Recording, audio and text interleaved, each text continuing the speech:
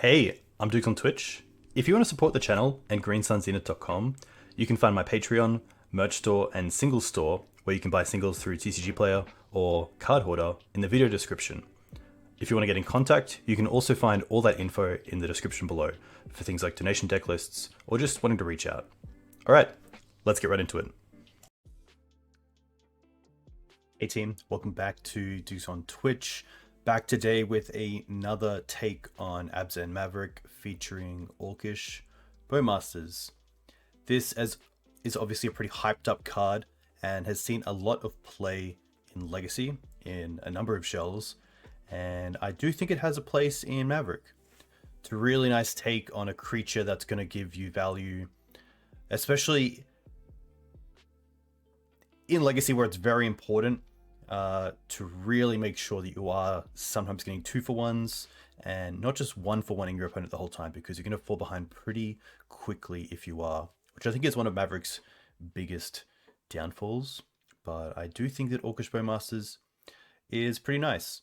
The list we ran with Aethersworn Canonist instead of Thalia's was for a few things. Obviously, being an X2 creature means it doesn't just die to Orcish Bowmasters, but if you attack with it into an Orcish Bowmaster, it does. So that's something that I didn't really think of, but obviously, if you attack, they flash in Bowmaster, ping it once, and then block with the token, and then essentially make a really nice trade. The reasoning for the Canonist otherwise was, if your opponent brainstorms, it means they can't force or bolt or fatal push in response to the Orcish Bowmasters, which I thought was kind of cool. But in practice, just didn't line up that well. So I'm back to Thalia. Even though it is, or she is, an X1 creature, I think still she has a pretty valuable place in this deck, especially alongside Wasteland and other taxing effects. So I'm happy to, put it back in, even though it does run into kind of the Bowmaster metagame right now. For the board, I'm actually trying out Fairy Macabre. I did have ley lines in this, and I literally just changed it when I was waiting to go live. I think Fairy Macabre's a little bit better in a Once Upon a Time build. It also plays around things like Wear Tear. It plays around doesn't play around Grief, but it does play around like Teferi, maybe Cephalid Breakfast or something. So pretty cool to see how Fairy Macabre goes and see some spots where potentially if it comes up where Leyline would have been better, where we got there because of Fairy Macabre. Fairy Macabre also a little bit better with Exhume if our opponent has multiple creatures, whereas Surgical Extraction might only be able to take one of them out. So that's pretty relevant. The Chalices have been really nice, not just for combo, but also for decks like 8-cast. I've really enjoyed those. Carpet of Flowers I think is great, especially if we do see a move towards Grixis Delver with Orcish Bowmasters. Relying on Mana Dorks for your mana acceleration is pretty brutal, so having Carpet there to replace some of those Mana Dorks post-board is really nice. Pretty hard for them to deal with as well, outside of some sort of balance effects. Hey, Luca Boring, welcome. Hope you're well. Agent, Plague Engineer, and Containment Priest, I think are just 3 genuine creatures in the format right now that are doing a lot of work. Containment Priest, really solid. Although this is a deck with Green Sun Zenith and Fiend Artisan, you could say Containment Priest is quite good against us, but I think it's better against the decks we bring it in against than the negative effects it has on us.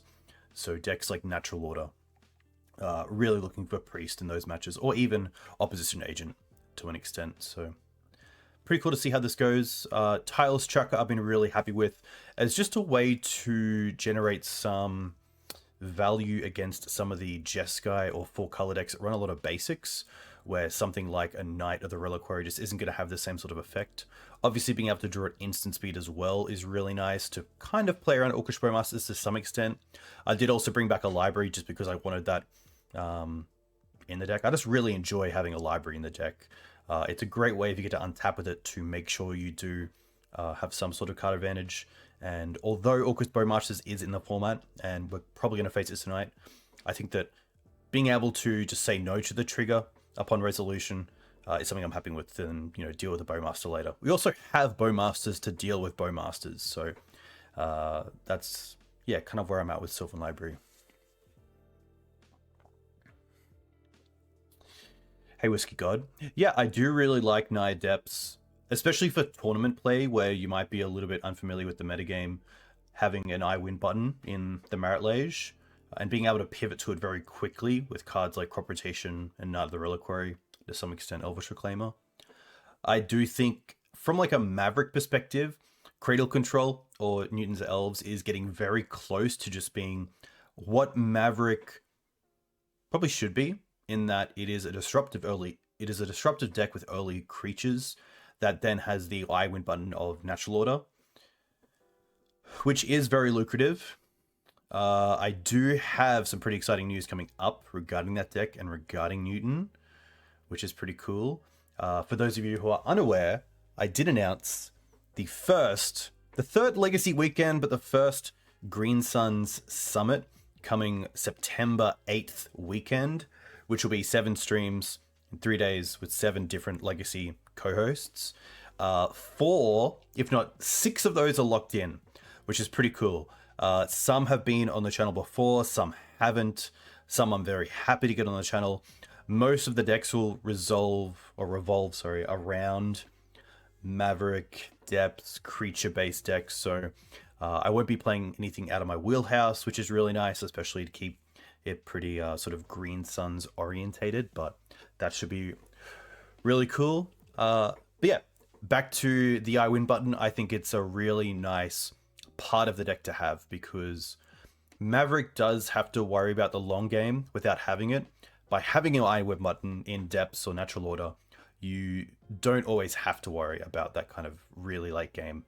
You do have a way just to close it out very quickly. So yeah, it will be interesting to see how the deck progresses. Obviously, it did very well on the weekend, winning the NRG series, which is great to see. But yeah, the deck is fantastic, and I will get some time to play it on the stream, which is pretty cool.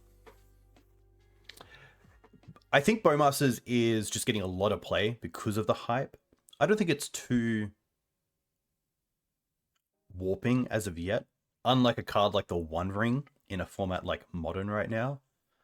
It's a very powerful card, but I think it's at a Legacy level of power. I don't think it's too warping. Seeing things like 2 D&T decks in the top 8 of the NRG series on the weekend, including our friend XJ Cloud, was really cool to see. A lot of people always... Yeah, I think in practice, the card's a lot different to how it looks on paper. I'll leave it at that. A big thank you to Scissor for the follow. Let's get in and play some Mav. Legacy League. Play points. Nice. Make myself smaller. There we go. Also, I like to refer to Orcish Bowmaster as OB1, as OB Orcish Bowmasters, and it deals 1 when it comes in, so I think OB1 is a pretty relevant name.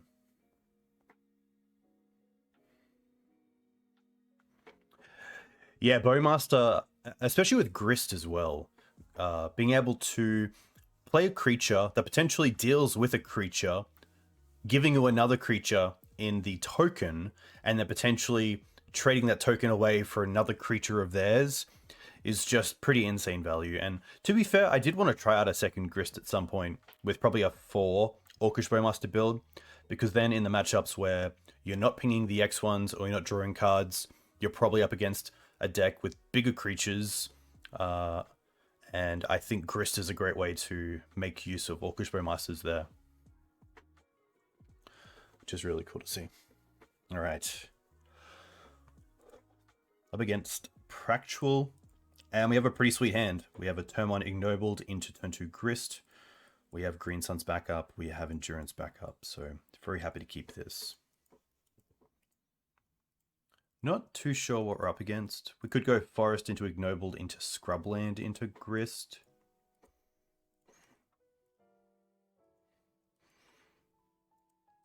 Depends what we're up against. Okay. Opponent goes to 5 cards. But they're not on a Reanimator, so...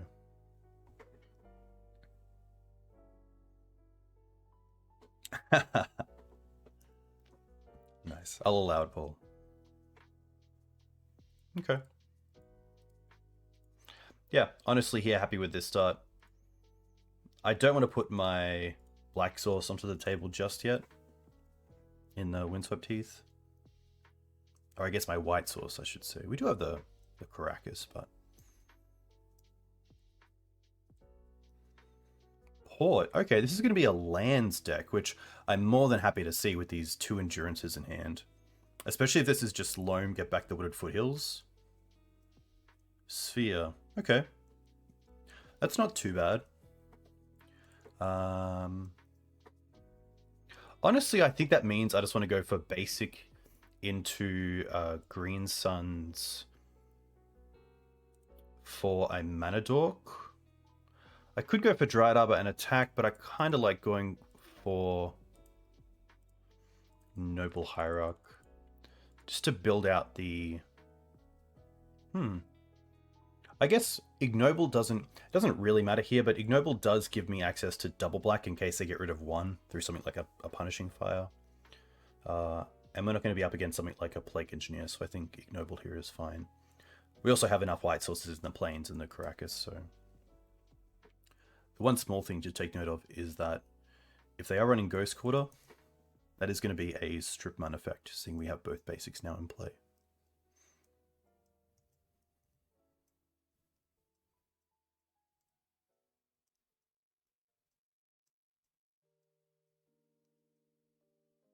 Crop. Probably Tab. It could also be a Blast Zone. Okay. What do I want to do here? I honestly don't mind just paying for both.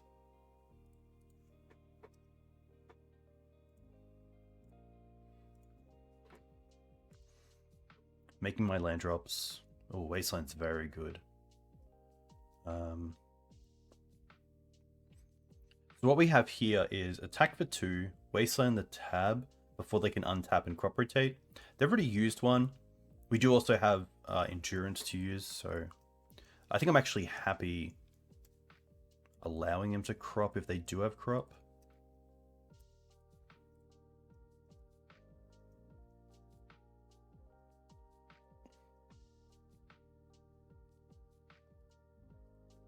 Okay, that's fine. At least if they want to crop here, they can't port as well.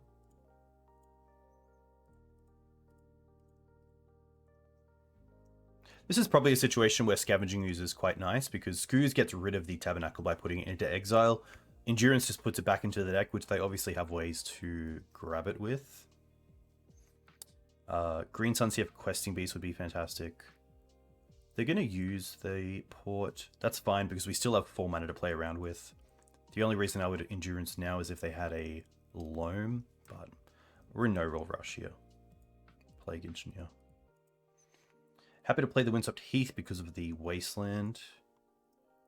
And then honestly, we're probably just holding up the Endurance. So let's attack with a Noble for 2. No, of course. The Sphere. That's a mistake.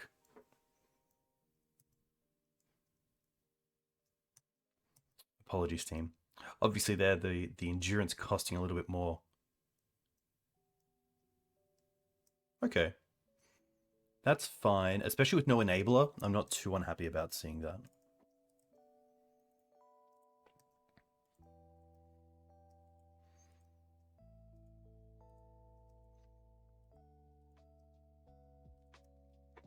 Okay.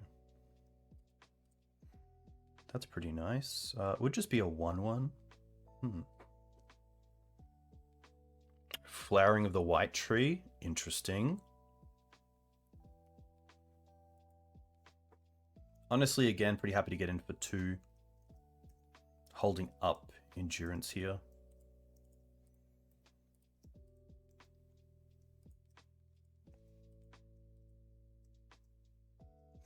Also had the line of like Fiend Artisan into potentially turning a Mana Dork into Ramanap.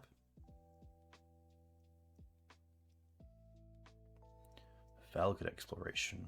Now that's a little bit tougher because of the exploration in play. All right.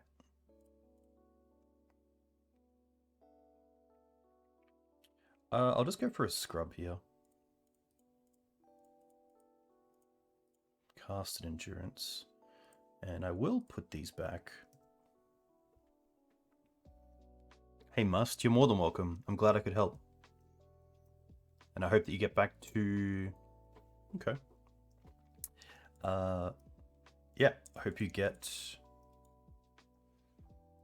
to playing the deck very quickly. Ah, it does cost one more. I'm gonna attack first. That's an easy one. And then honestly here, I'm pretty happy to play the Fiend. And then hold up Orcish Bowmasters as well, which could just be lethal nearly. Hey Sahar, welcome. I'm very glad to hear. I'm really enjoying that content as well.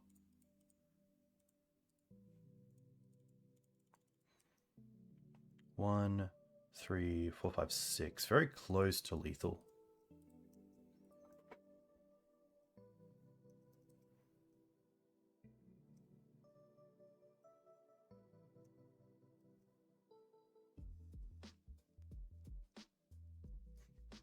In a wasteland this, okay. So I have 2 cards left. Happy to play this out. A card that's pretty easily gonna slide out of this deck post board against lands.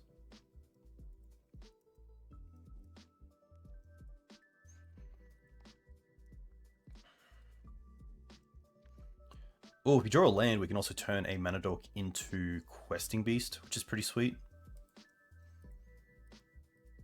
This is fine. Okay, well, we can definitely turn a land into Questing Beast.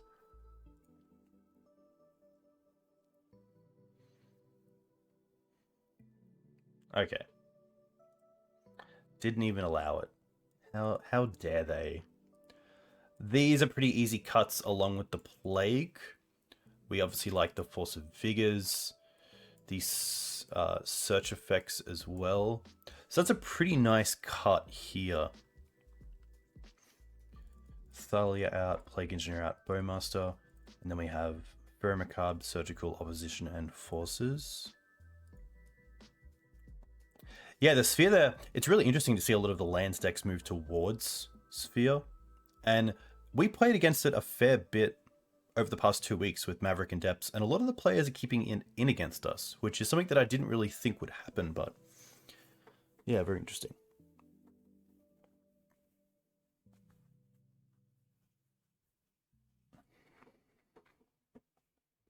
Yeah, card advantage is a very interesting phrase. I would say typically card advantage is where you get value off your card by removing your as well as removing your opponent's card. So I would say Ice-Fang Coatl coming into play draws a card, replacing itself, and then blocking a creature with Death Touch, killing that creature that's an actual card, is card advantage because you have replaced your card and your opponent is now down a card. Another one is Sylvan Library. So Sylvan Library, you get to play it, you then untap with it, and then as long as you pay an additional 4 life for the first card, you've now drawn 2 cards off that one. So now if your opponent uses an Abrupt Decay on the Sylvan Library, they've traded 1 for 1, but you've already replaced that Sylvan Library. So I would say when it comes to card advantage, it comes down to physical cards. But then there's virtual card advantage, which is similar. So something like if I keep a hand of 7 cards against Storm with 2 Swords to Plowshares, then I would say they kind of have a 2-card virtual advantage because those cards are probably going to do nothing in that game. Or even something like Orcish Bowmaster creating a token, which then your opponent uses an actual removal effect on, like Prismatic Ending, then you have created some virtual card advantage there. Pretty easy mulligan, just a 1-lander. This is a pretty great keep. There's no free spells, which is a little bit concerning, but we do have Dryad Arbor into a 3/3 Knight, which plays around Punishing Fire. Obviously the Dryad doesn't, but pretty happy to keep this and probably bottom the Grist. Because if the Dried Arbor dies, we at least have the Fiend Artisan around. So we'll keep this and... yeah. You could probably even take out the Grist if you wanted in this matchup. If you don't see cards like Elvish Reclaimer or Endurance, definitely helps. Oh, Ancient Tomb pass? I reckon they've kept a Valakut hand and they want to play a Valakut next turn. Which, honestly, I'm pretty happy to hit this. And the reasoning for that is Valakut Exploration is a card that gets some pretty quick value for them. And I really don't want them having that. And if I allow them to untap and still have my Wasteland, running into a crop is pretty bad as well.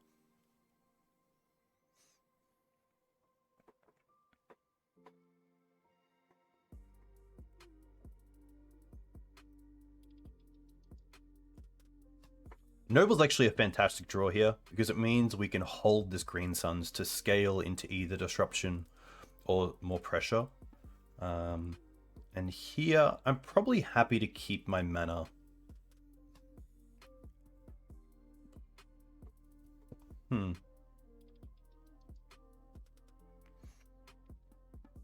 I think because we have Noble, Windswept, Canopy, I'm happy just to go for a Savannah here. I could go for a Forest if I really wanted to protect my mana a little bit, but I think with just a Forest there, like no Punishing Fire, sort of opening with a Mox Diamond, pretty happy just to see what happens here.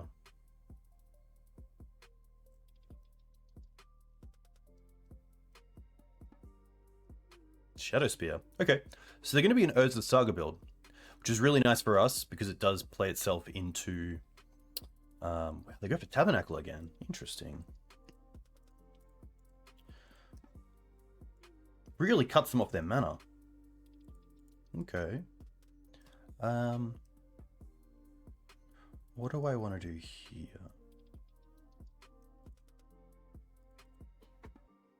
There was a world where I should keep the Windswept East for a black source and play the Canopy because the life from it isn't the worst loss. Bayou.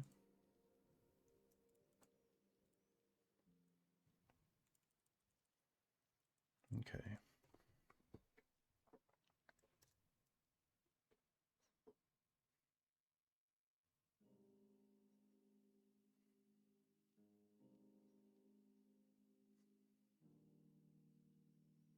So they have 2 mana open.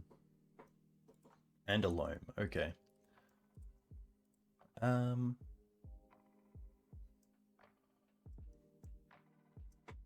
Honestly, here, I don't mind just paying for the Fiend Artisan and then playing a Knight this turn.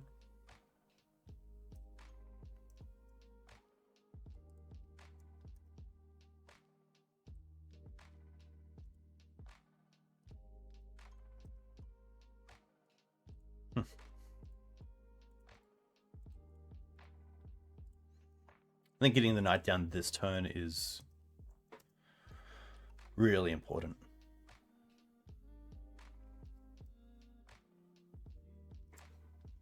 Hey Swole, welcome. Hope you're doing well.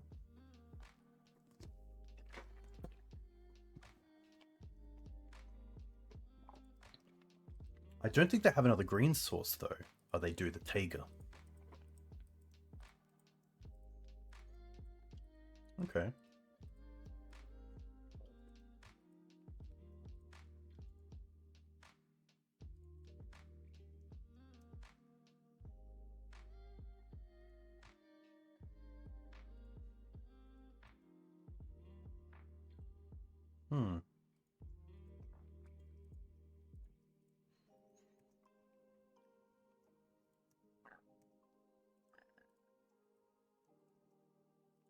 Probably wanted to play the Ignoble Hierarch first to get the extra damage in. Because end step, we're most likely taking out the Tabernacle of their turn. They can copy it though with Stage, which is a little bit rough.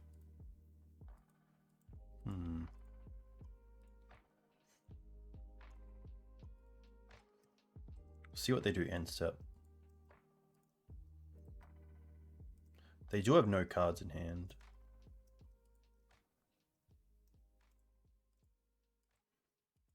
They hit another Loam, Wasteland, and Needle.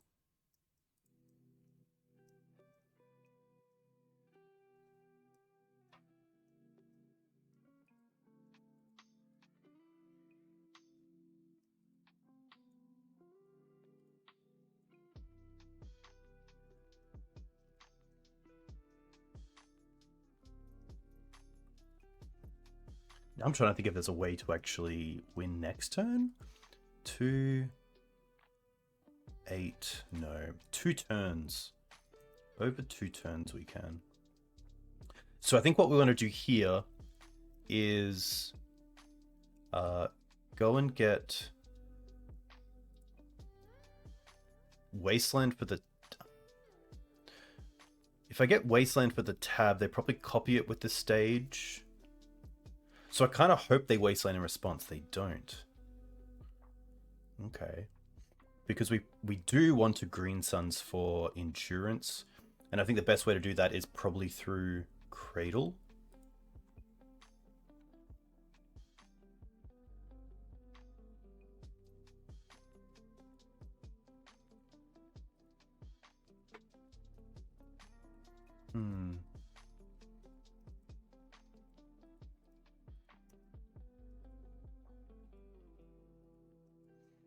Now we kind of have to keep it, which is tough. Yeah, I think the best thing to do in that spot was probably nothing. Because... yeah.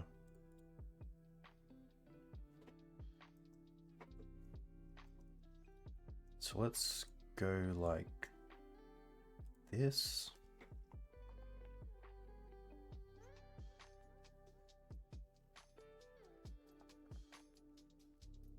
Yeah, we have to hold up the Wasteland for the Dark Depths. So we're not paying for this.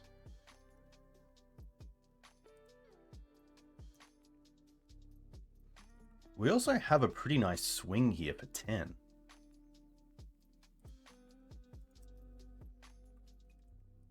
Oh, we drew the Cradle. Wow.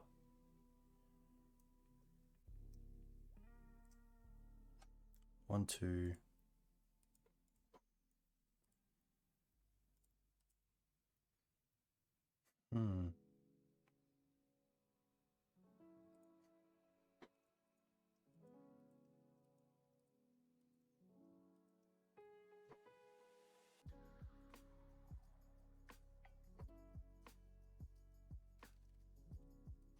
Definitely attack with both.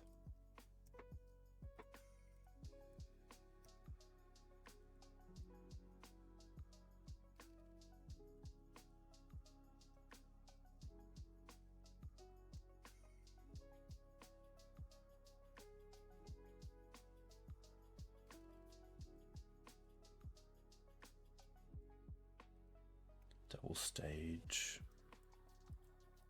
But with Exploration, there's a real bet they can double Wasteland us. But I don't think they can triple Wasteland us. So we do get to keep the Knight, which is lethal.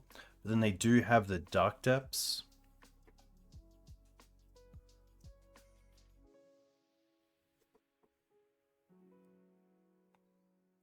Yeah, so here they get... Oh, so they have 0 cards in hand. Just quickly. So they're getting back Stage, Beseiju, and Wasteland. So they can't double Wasteland us, which is really nice. If I Wasteland the Tabernacle here, they can't loam back the Tabernacle either, which might put them in the stage where they actually copy it with Stage. But what they actually have to do... Wow, they're going to concede. Interesting. I really didn't see that coming.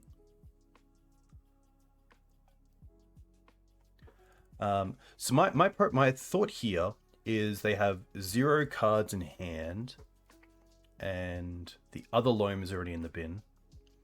So they're targeting Wasteland. They get back Wasteland. They take out the Cradle, but then we take out the tab. But then they copy the tab. We just untap and use 1 mana, the mana we have left, to pay for the night to swing. My question was, is it best to Wasteland this now in response? Because then it might also put them in the situation where they think, okay, they really care about the Tabernacle. Let's use this mana to copy the tab. That also takes them off the ability to copy with Dark Depths. But then they could also just play Stage, play Wasteland, and then hold up Wasteland, Mox, and Stage to copy Dark Depths as well. So a few things, definitely. Their life total was 6, and our Knight is a 7/7.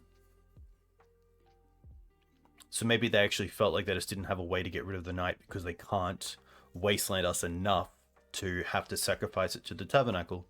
Wow. Nuts.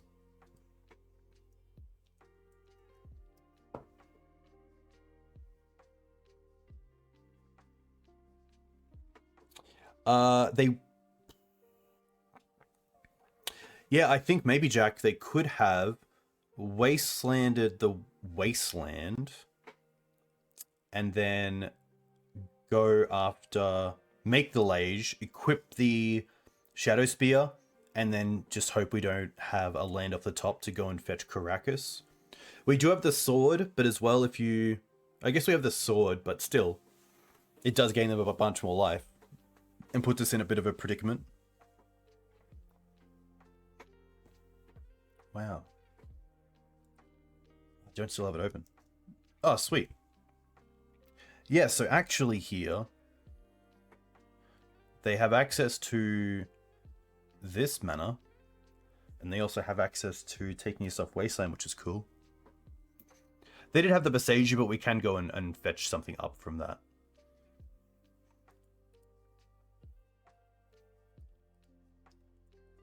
Alright. Yeah, interesting spot.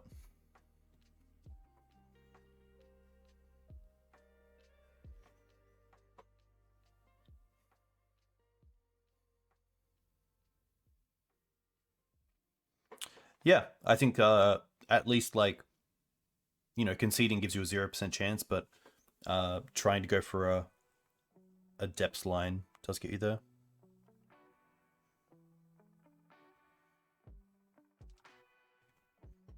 Happy to keep this.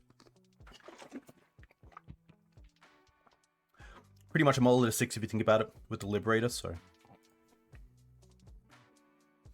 hopefully it's relevant. Okay, it's going to be relevant. Urza Saga start most likely means either lands or 8-cast. Okay. Happy to go here for Savannah into Noble. And then see if they just want to spend their turn on potentially Ancient Tomb or land Mox Diamond. Yeah, I guess map doesn't see play in 8-cast.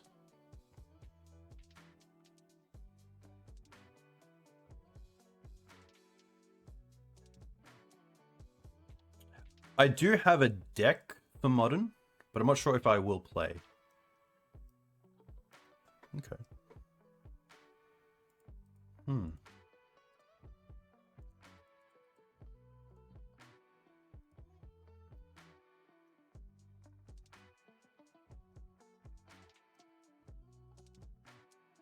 I do have Hammer Time. I have a blue-white Hammer Time, I believe.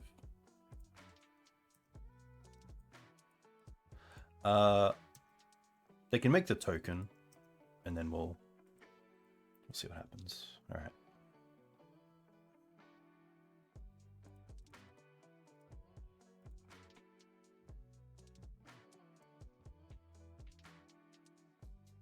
Nice, Jack. Very cool.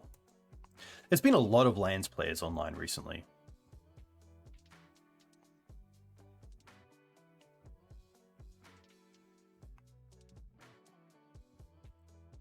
I wonder if they use the map to go and get another, or potentially look to move towards a more lands build.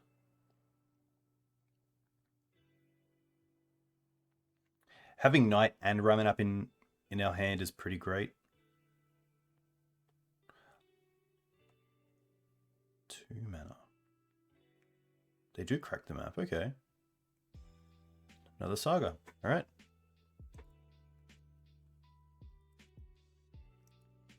Do they name Knight or Wasteland? I guess both are pretty good. Probably Wasteland, let's be honest. Okay.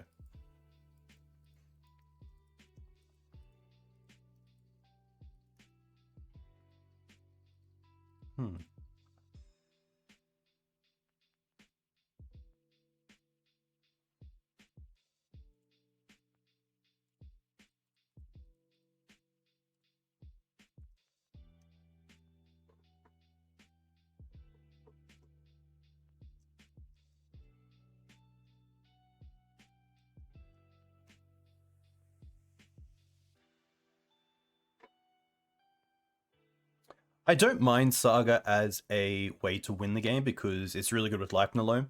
It's obviously not the greatest when you're loaming and hitting things like Elvish Reclaimer or Endurance. I think it fits pretty well within the deck. It obviously still has the issue of Wasteland, but I guess Needle is a nice way to play into that. But yeah, it's cool. It's cool to see a deck like Lands that's been around for ages. They had the Needle just in their hand. They're attacking. I wonder if they play Bowmaster. Bowmaster doesn't really matter though. Why would they attack here? They played a Swamp as well. Maybe this is like a mono-black deck. Ah, maybe they have Opposition Agent. Oh, it doesn't matter either. They can make their construct bigger.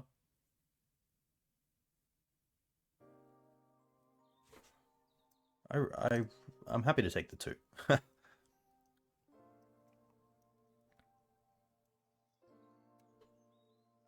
Okay.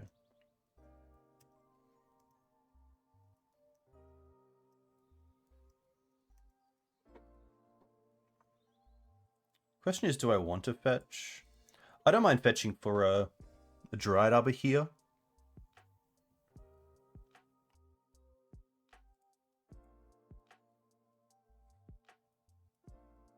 Is this like Ritual into Opposition Agent?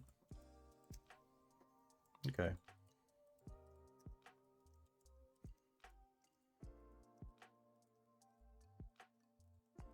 I'm never sure if they see our hand as well. I don't think so. Hey, ask for Alex. Good to see you. Hope you're well.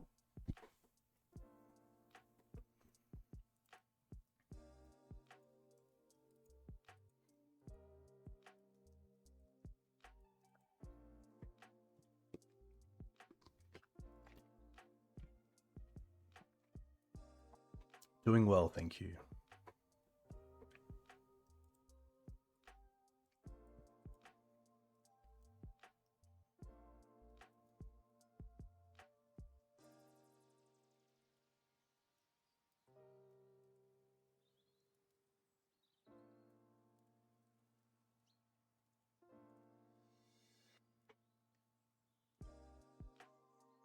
A really good start by them. Especially the Needle on Wasteland. We don't have an out to that. Once the Atlan Liberator is gone, we have to Endurance ourselves and Green Suns for it again.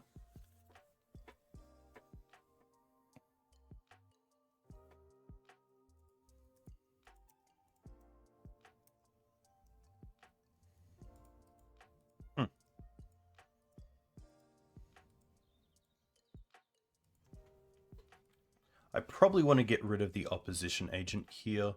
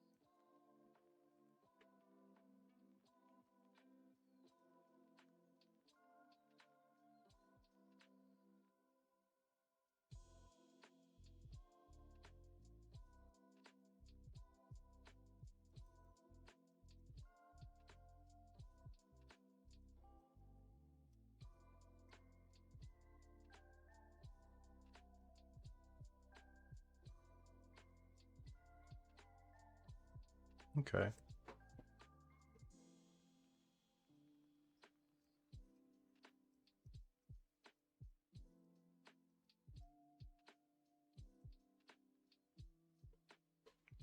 One small thing with the deck list on Cardboard Live is that Orcish Bowmasters isn't on Cardboard Live yet.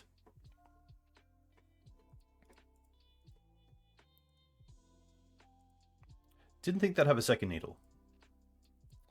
Alright. So, Force of Vigors seem okay. I don't mind the Plague and the Agent. These sorts of cards can come out.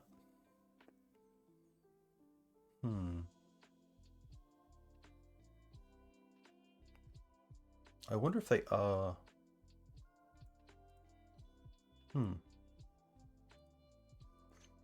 Haven't got to see too much of Bowmaster, but when it's been good, it's been really good. Especially in a deck with Cradle and Grist. It's always nice. And just getting value off cards that you don't really want to spend a card on, like Ice Fang or Baleful Strix, is pretty cool. I think it's just a mix of these. Potentially Orcish is just a little bit better because it can ping. Get the Chalice in. I really don't know what they're on.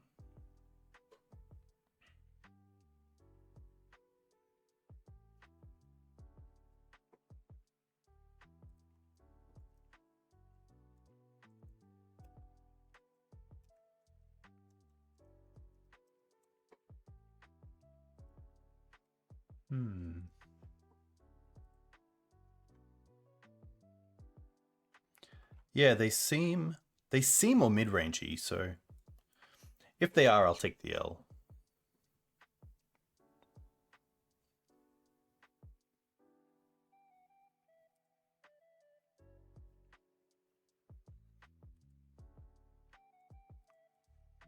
Oh, this is a one-lander, but we do have 2 mana dorks, so I don't mind this. Savannah into Ignobled Hierarch.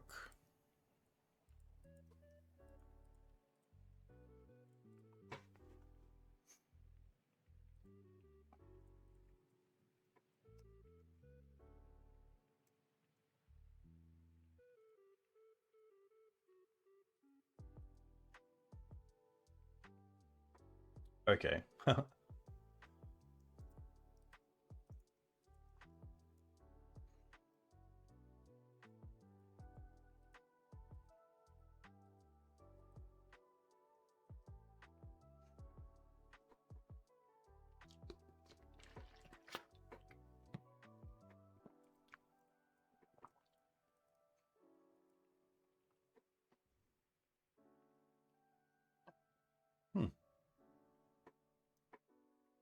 Interesting.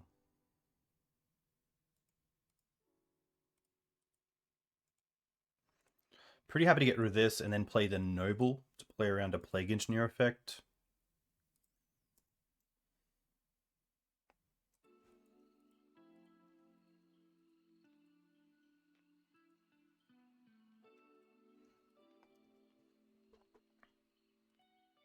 Bowmaster would be sweet. That's not too bad. That allows us to go...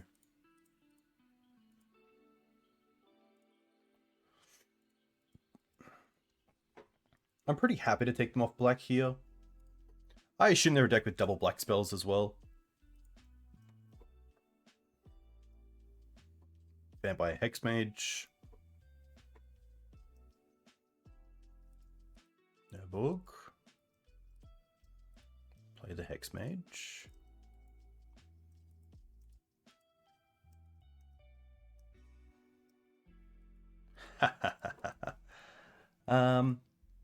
Honestly, here, happy to go after the Dark Confidant.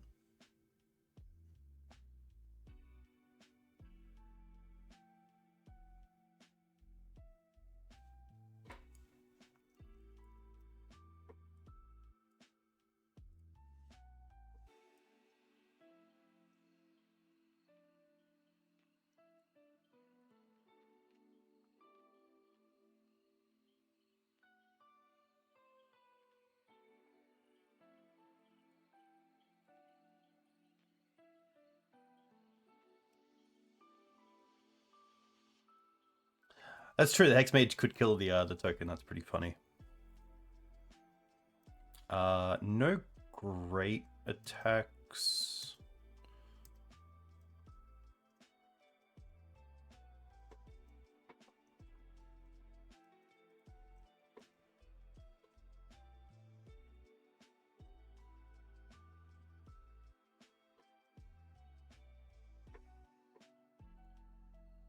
Hmm.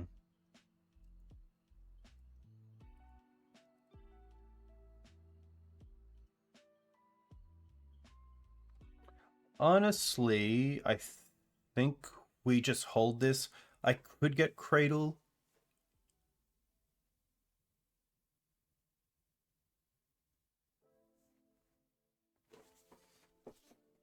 Hmm.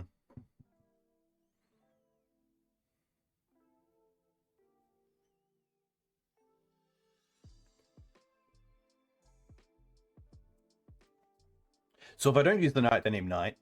If they have Dark Depths, I don't think there's actually a way out of this. Unless we go and get either Caracas or Wasteland and then draw into a land we can then sack with the Knight. Because then we can go and get Caracas if they go for it, or go get Wasteland if they don't. So I think I do have to actually use the Knight here. Because then it puts two things in play that they have to name. And I think if I waste the Urborg, then there's a world where they just have the Dark Depths. Yeah. I think we just go for Caracas because we have a higher chance of drawing into Wasteland. But I guess if we get the Caracas, I think we actually get Wasteland here. Because in the way, the Caracas is just a nice out off the top.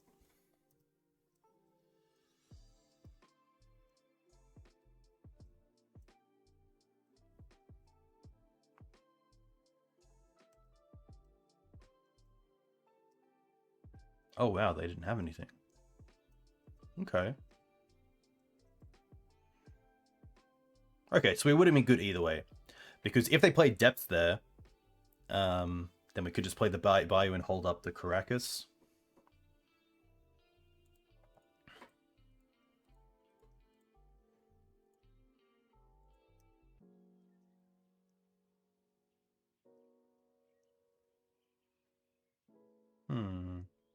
Kind of like just attacking with the Bowmaster here.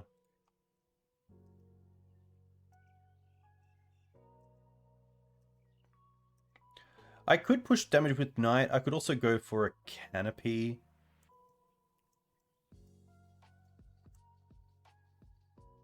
End step.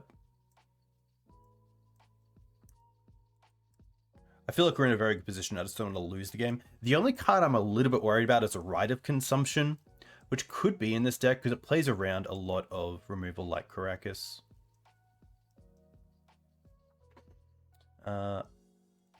Another Hex is fine. They have 2 cards left.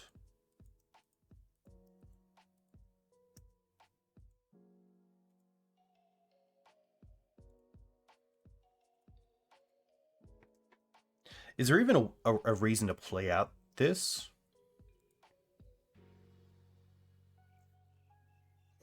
I guess it gets more damage through if I do just want to hold up Knight.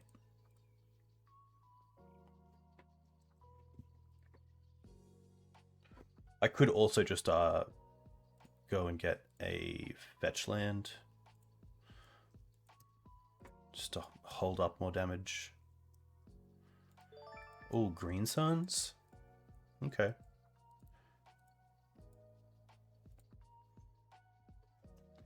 Hey Dan, hope your family is well. A big thank you for the sub. I don't mind going for Fiend Artisan here, and then the following turn we can get Plague Engineer for the Hex Mages. Questing Beast is kind of cool. It actually might just be Questing Beast, because that's a 2-turn clock, I believe. 1, 2, 3, 4. I will fetch. Savannah 5. Green Suns for Hoof as well is pretty sweet if that was on the table.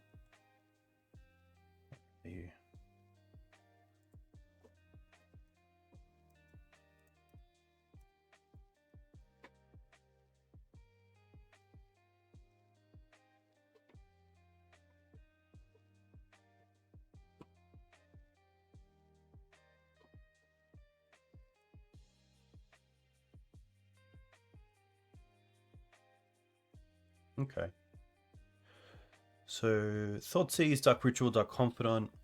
It's very much like a mono-black style depth deck. So I do like the extra Bowmaster for sure. I probably don't like the Collector Oop isn't too bad. It does have its lines. It could potentially just be I guess Agent hits Saga. Like maybe Agent is just a little bit better than other cards, but probably better than an Endurance. I think that's all I want. Yeah.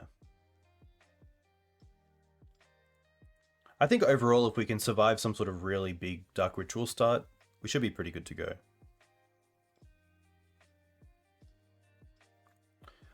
This is a pretty great hand. Yeah, there's nothing to complain about this. I was actually quite intrigued by our opponent not taking the Swords to Plowshares when they played a turn 1 Bob of Dark Ritual after Thoughtseize. They took the Fiend Artisan. At least, maybe that's because they had 2 Bobs, but I feel like by taking the Swords, you're probably going to get at least a card out of that Bob, which is really nice.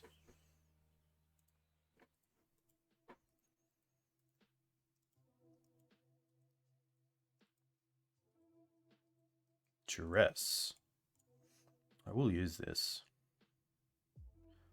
A fetch land is pretty great. A wasteland isn't too bad either.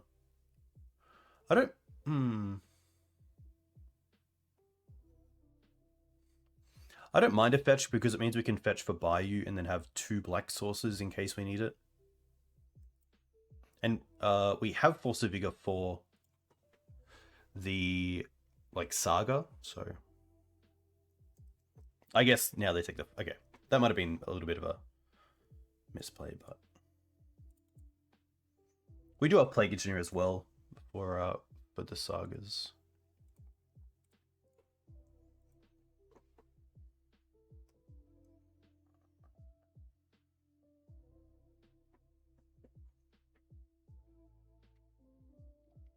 My thought was if they do have removal for the Ignoble Hierarch, without taking that fetch land, we're a little bit stuck with black cards in our hand, but I guess with them having Urborg as well, that's pretty good.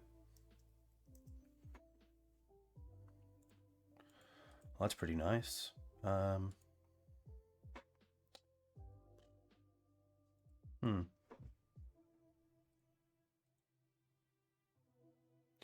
think we just pass here. The one nice thing about Swords is that it gives us a target for opposition agent.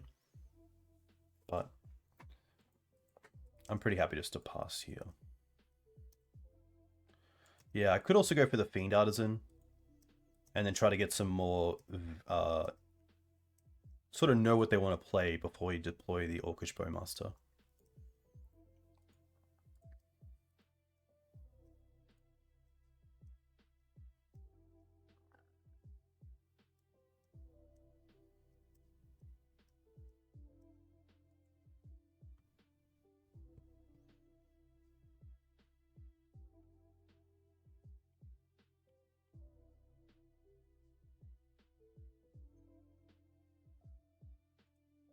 There we go. Yeah, sorry, I meant from their side. Like, I could have played the Fiend Artisan to buy another turn before I wanted to deploy this, because if they don't play the Dark Confidant here, then the Bowmaster's kind of dead. I don't really even have to Swords this.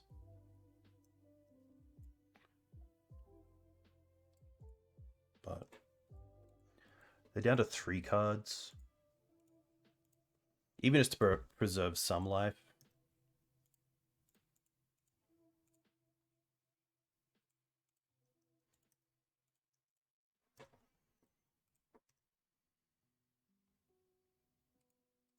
Hmm.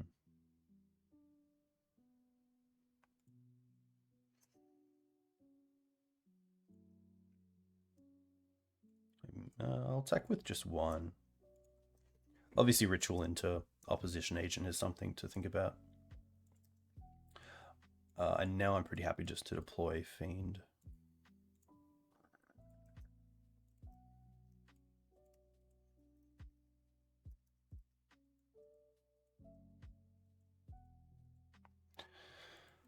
Okay. We do have the Caracas here. But that's about it. Human. I think Vampire... Hey, Casey, welcome. Vampire Hexmage is a human? Vampire Shaman. Okay.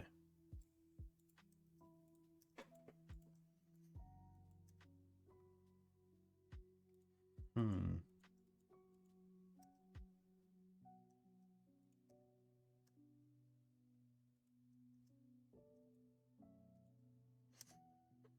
Correct, Jack.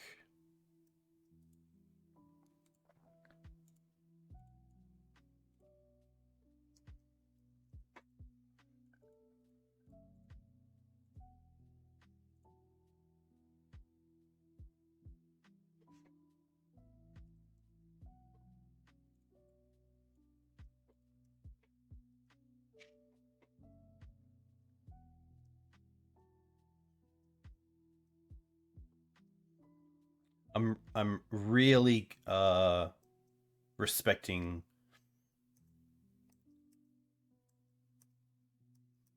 opposition agent here, which really it actually makes me kind of sad that we did give away that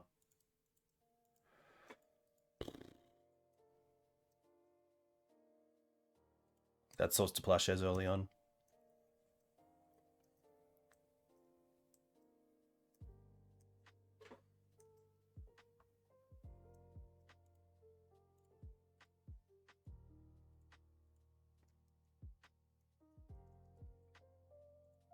I could try to test the waters. I think I might next turn if we need to.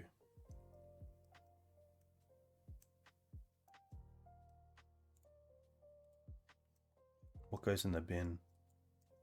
Collective. Okay.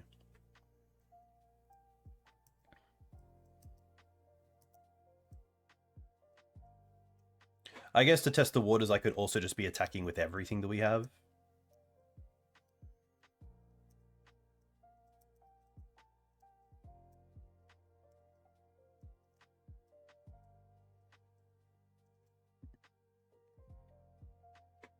Okay, now we're all good to go.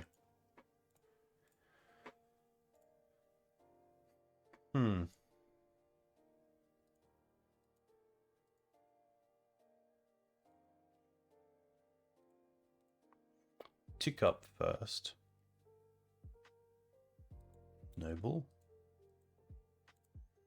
1, 2, 3.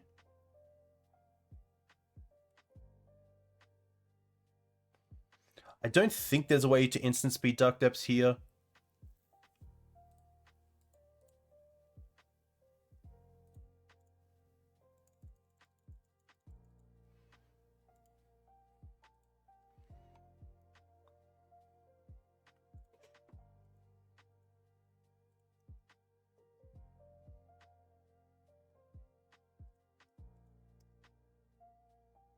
Right. Do they have a second one? The Ancient Tomb and Depths.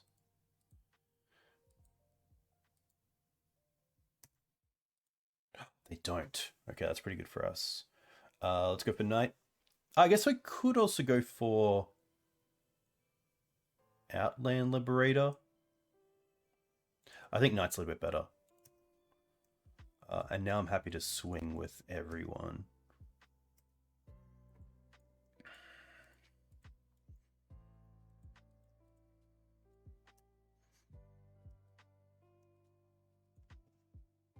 Wow. Interesting.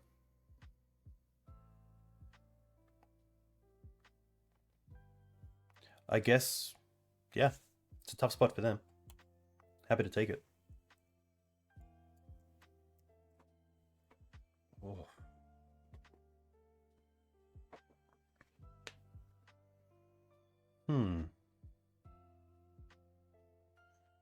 Cool deck though. Obviously just spun its wheels there a little bit, but I do like a mono-black take on depths, especially with Ritual. Some really cool starts and things like Thoughtseize Bob or Hold Up Opposition Agent. Obviously the Ancient Tombs work well with Saga, but also with Depths and Stage. Hey Heaps, thank you very much. Hope you're doing well.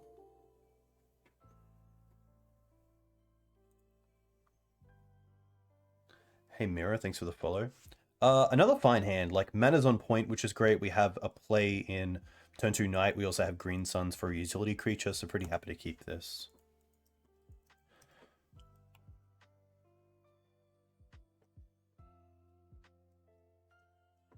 And luckily here, we can just go for basics early on to make sure mana gets pretty consistent. Okay.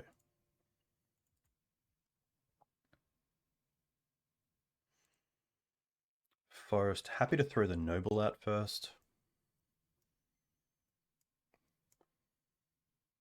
Green Suns in this matchup is most likely going towards Endurance.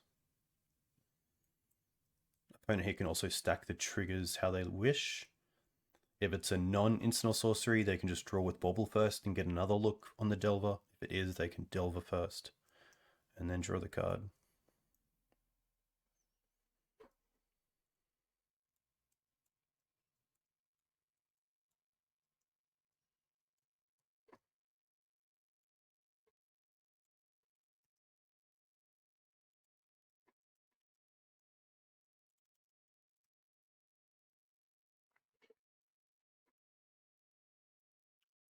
Ah, no flip. What did they do first?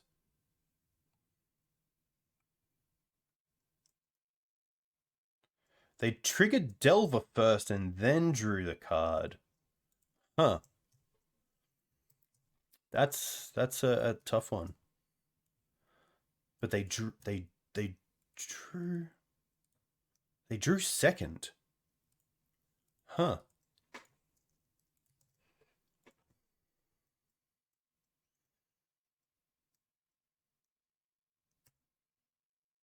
This feels like it's going to be a Underground Sea and a Orcish Bowmaster. Oh, okay, no. That's nice for us.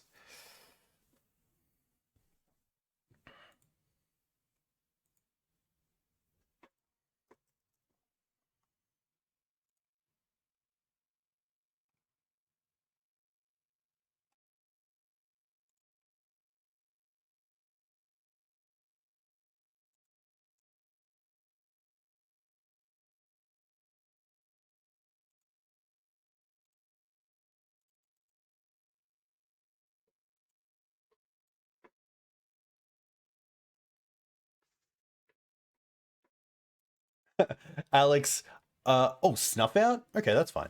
That is actually hilarious because I still don't know how to stack triggers like that on MTGO. I think you stack the one you don't want on the bottom.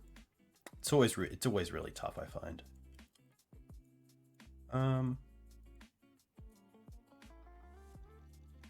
First in, last out. Oh, that's a great way to do it.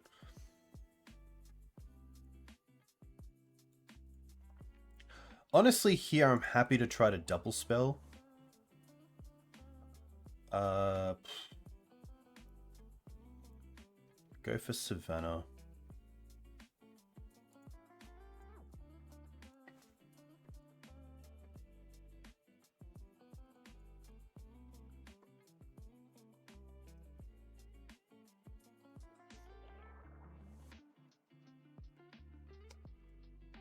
Yeah, but Jack, it's not, that's incorrect. That's not what I'm asking. that's a pretty, yeah.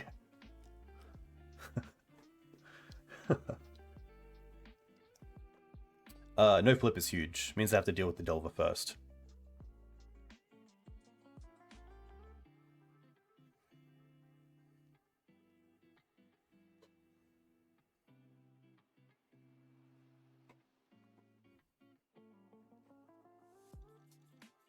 They use the Snuff Out on the Noble, so I assume they don't have an Orcish in their top cards.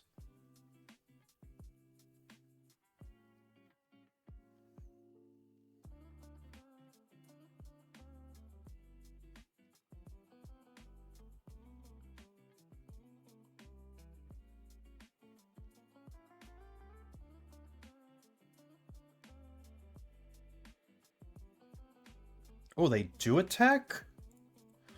I'm happy to trade this off just to keep something off. If they want to go after this with Orcish Bowmasters, I'm happy with that. Maybe they want to go for a Murktide.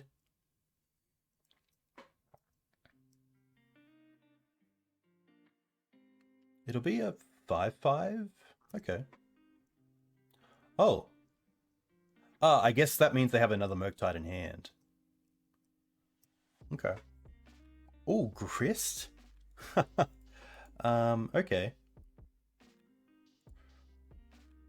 But do I care about it? Probably not. I'd probably rather Grist later. It's actually pretty interesting. I think actually I'd rather just keep threats off the board.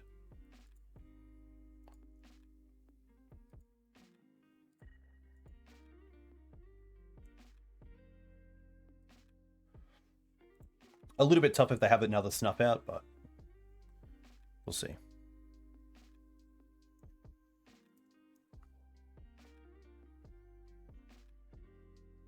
I guess with like a land here, they could potentially cast another Murktide. Or bolt it. Oh, and then still get the Murktide? That's a yuck. That's yuck. We don't like that. Okay. Crack us into night. 6/6 on 6/6, and they're at 14.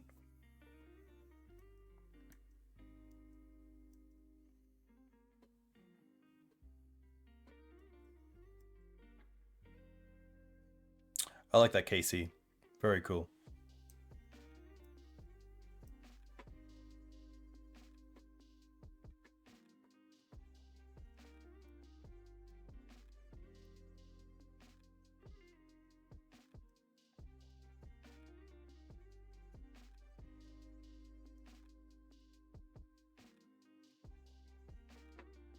One card in hand, most likely keeping with this Ponder. Worst case is Snuff Out. Worst case is probably Snuff Out Wasteland.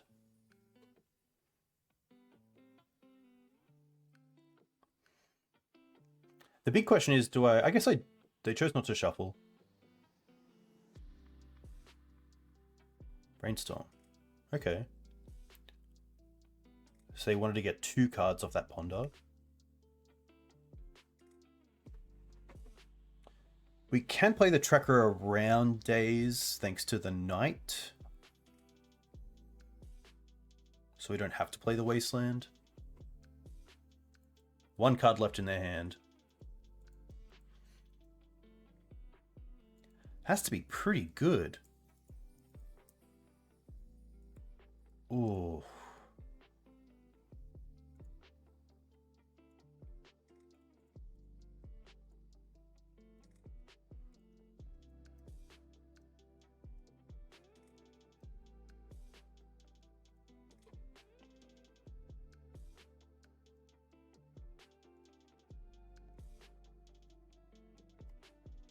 This turns on Cradle next turn, which is pretty nice. Which gets us the Endurance. But I don't think we want to Endurance. If they find a land, they can hardcast Snuff Out, so attacking with just the Tiles tracker, putting them to 4, doesn't actually take them off Snuff Out. I wonder if they hold back the Murktide. I don't think they do, because it doesn't trade with the Knight. Wow, another concession! Obviously, they're in a tight spot, but we'll take it. So we are looking at a deck where we like the Carpet of Flowers and the Choke. Honestly, that's probably it. the Collector Oof, the Outland Liberator, probably the Tireless Tracker. I don't mind the library, especially with the carpets, but we do not know if they had Snuff Out in hand, no.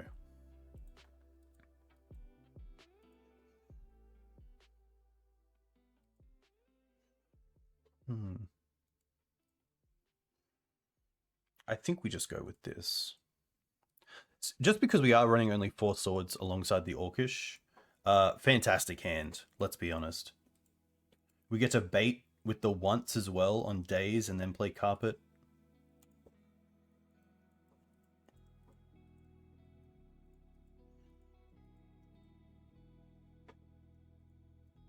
Oh, no turn 1 play.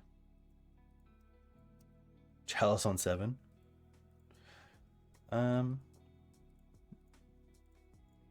Yeah, let's see what we hit. Okay. I kind of like the endurance.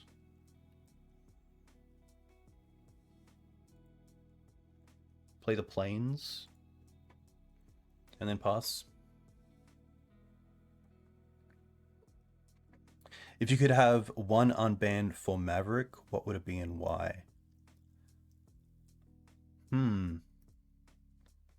Do you mean any card that I think suits Maverick?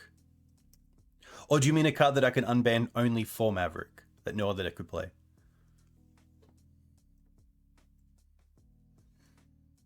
Strip Mine would be cool. I wouldn't mind having Deathrite back. I do like that card.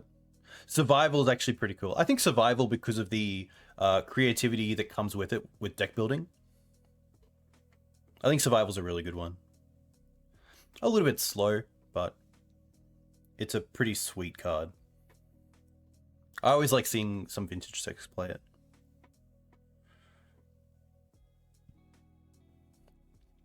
Honestly, I think if it was just for Maverick, it might be Oko, and then like a nice Bant version of Oko.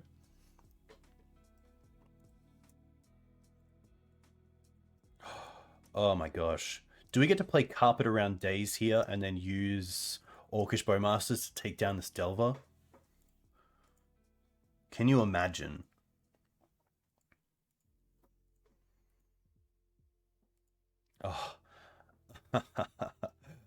Oh. Black.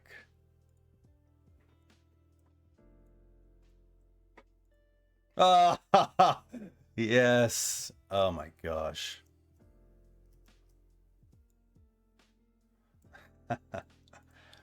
Perfect. Doesn't line up much better than that, let's be honest.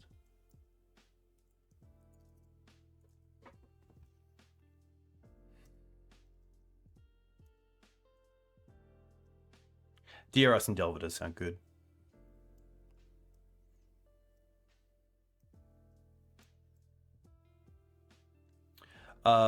This is fine. And for the person asking before about card advantage, this is kind of it, because we've dealt with 2 cards of theirs and they've only dealt with 1 of ours, which is really nice. They do play a Wasteland, but I feel like the Wasteland might be better for them now that we have the carpet out.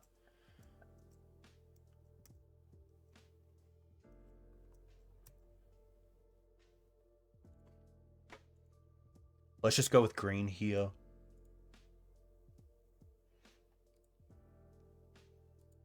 Play the forest. Oh my gosh.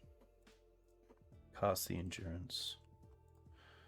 Endurance them. And then probably here just hold up swords or once. Casting the Flame is really cool. I really like that card. Especially the exile effect on artifacts. Really strong.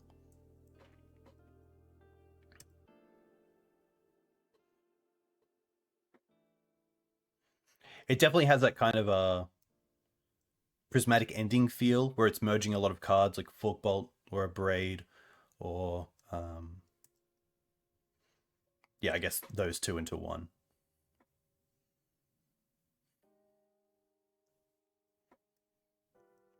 They chose to not shuffle.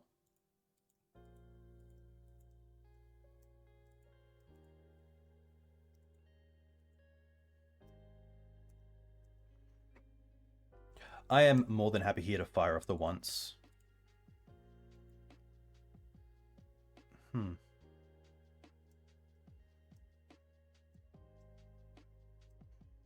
Probably just a fetch.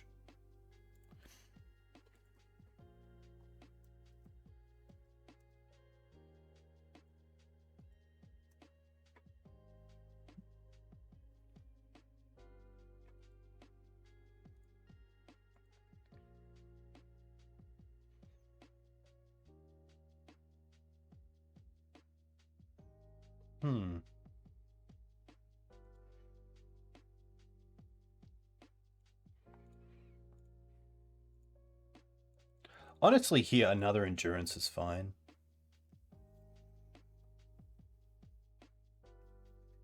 Could also go for Grist Tick Up, but I think just taking them off the ability to Murktide again is relevant. Carpet is just so strong. I think it's a card that I've really underrated over time. I just haven't put the time into actually putting it into my lists.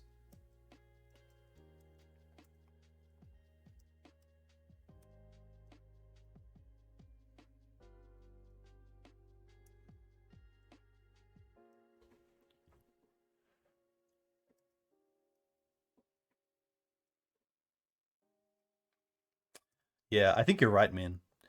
I think a lot of the losses I have to Delver is because they're so good at attacking my mana that Carpet's just one of those cards that's a lot harder to interact with than a 0/1 creature.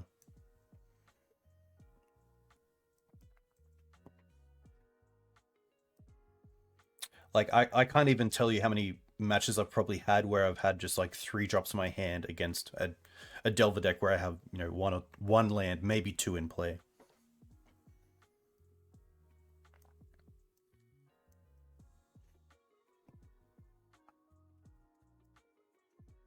No shuffle.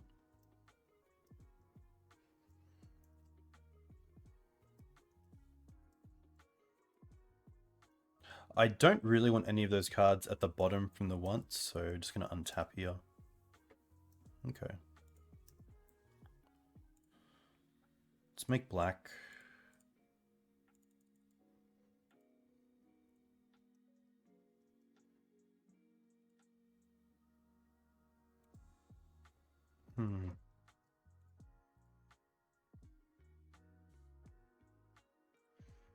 Fetch first. And then play Ramanap. This way they can't respond to Bolt on Ramanap.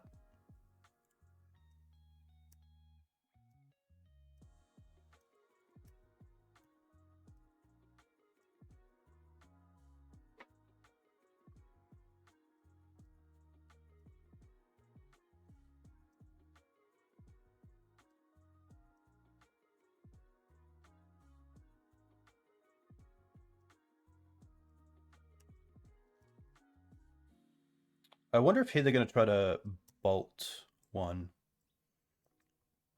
which is more than fine. Oh, wow, it doesn't ping because we didn't draw a card. Oh, they did. Okay. Bolt's fine.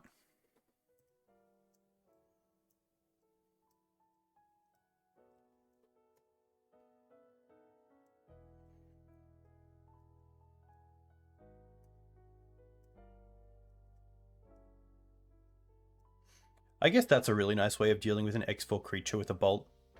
It's just by playing a Bowmaster, getting a creature. There's no way to play around this. So that's fine.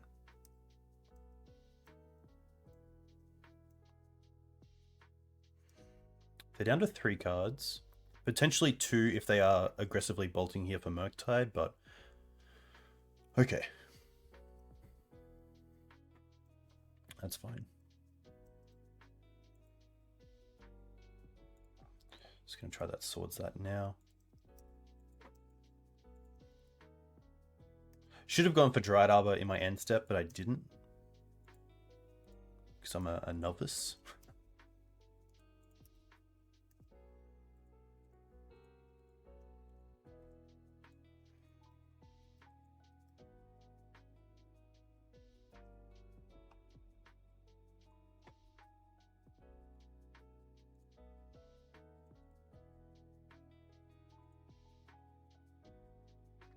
I actually shouldn't have gotten Dried Arbor there either. I should have kept it as the fetch target, because now they can just wasteland it. But small things that add up.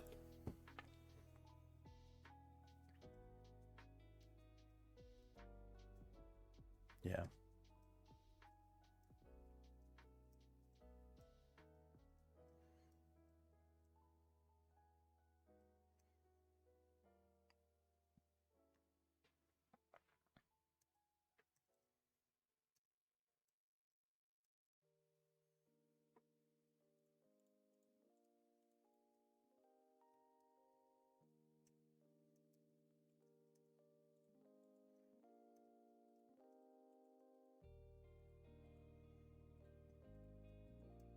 Okay.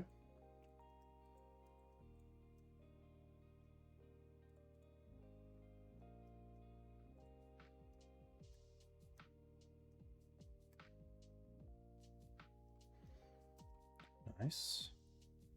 I don't need to. Let's play the Dried Arbor.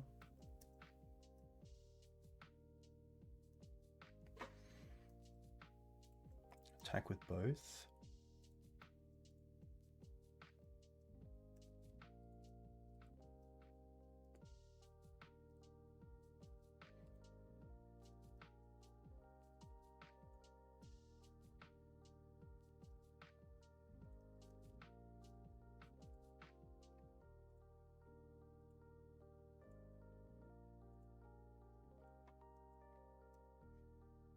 Right. A little bit worrying that this is just a 3/3.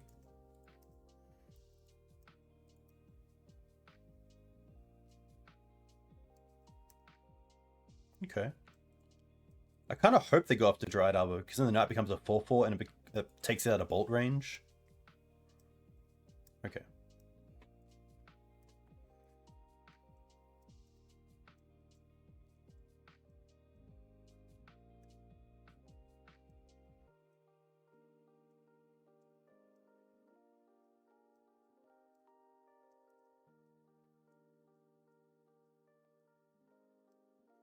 At least with knight here, we get to draw 2 cards a turn to go and get Canopy and then get it back with the Ramanap.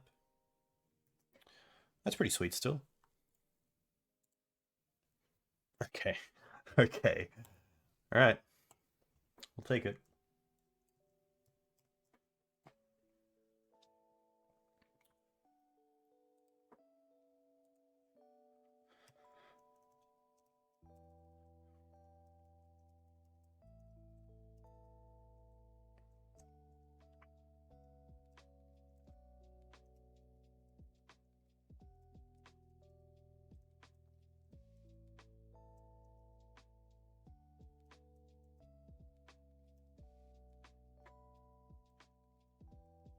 The mana's been feeling pretty nice tonight, which is good. For some reason, the last one didn't.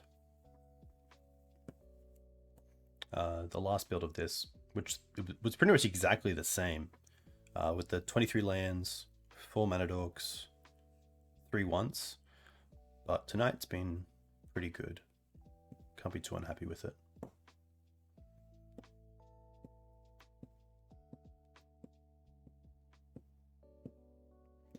Orcs definitely had its moments now as well.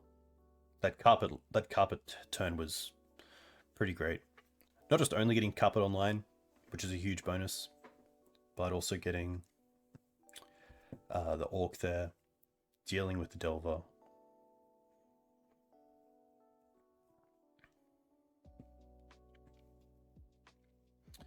Next weekend, this weekend coming, there's a Winter Duels 7-point at the Gold Coast and a CEDH event in Toowoomba. But next weekend, as in the 8th, I'm not too sure.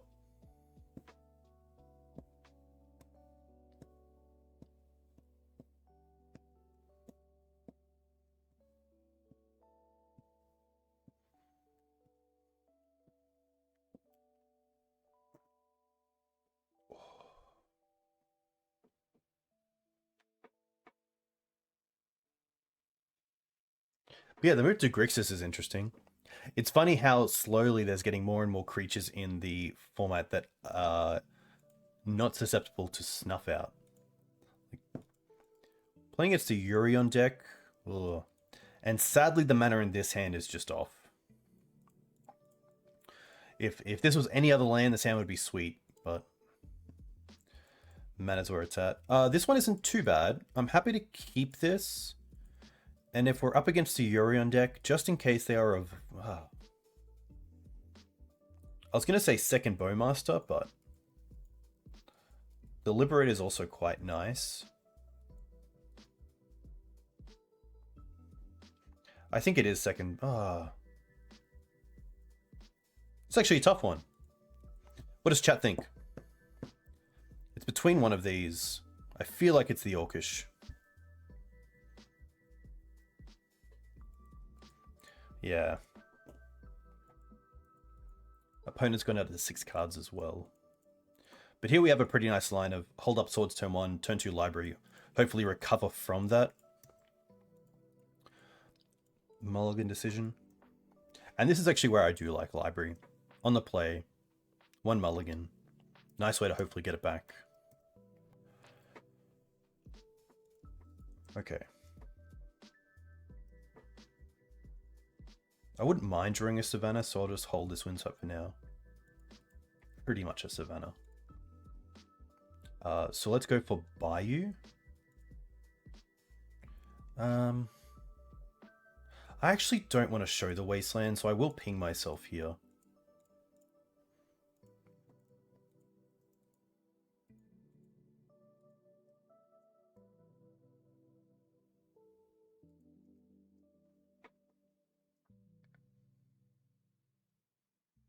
Especially if they want to Prismatic Ending it. Maybe there's a world where they have to fetch or play a Jewel to do that. Or a Caracas. Nice.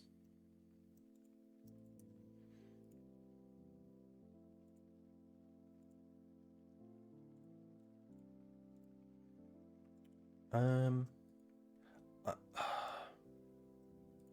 pretty happy just to Bowmaster right now and then pass. They're gonna force it. Okay, that's not too bad either, because it does, yeah, give them one less draw step of drawing into something to remove. Green Suns for 1. Okay. Huh.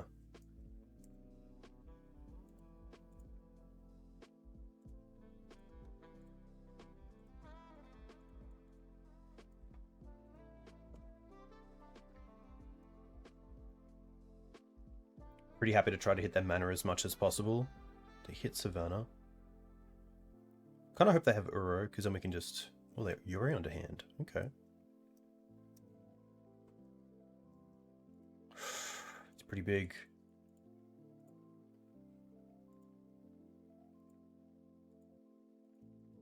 And there goes Yurion. Okay.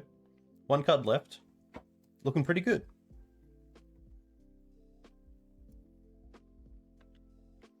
Yeah, that's fair. I'm going to assume this is just like a 4-color natural order deck, maybe? Or just like 4-color...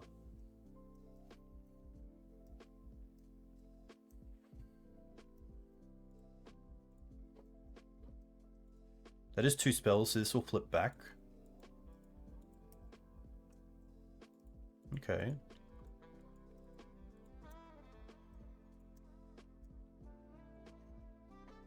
Really happy just to flip this and hold up Endurance.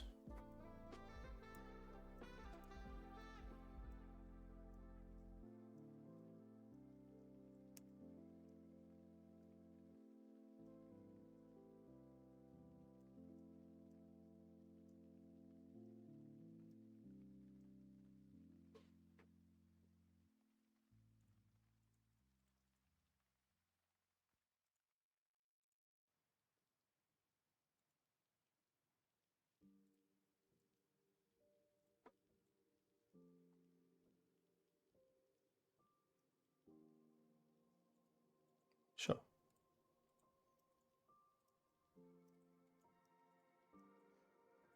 Flips back. Okay. Honestly happy to just pass again. flip that Outland, and then hopefully Green Suns for a 3-drop. Probably Tireless Tracker.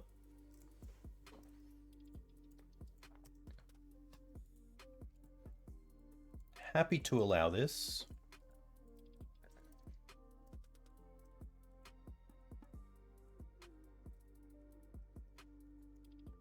No land, so we do get to deal with the abundant growth here, which is great. Okay. That actually makes me want to Green Suns first for a Mana Dork. Probably the Ignoble gives us access to black. We can now attack for 4. Take out the abundant growth. And then Green Suns for probably just another endurance next turn to get rid of that Uro.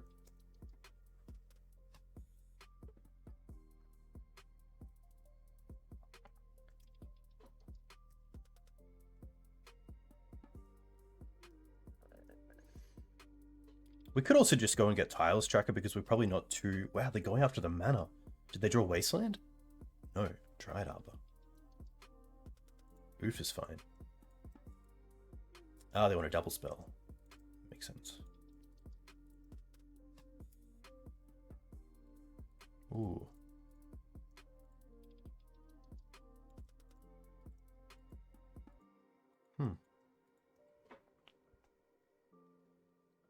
I don't typically bring in Surgical because we have cards like Caracas, Endurance, and Swords.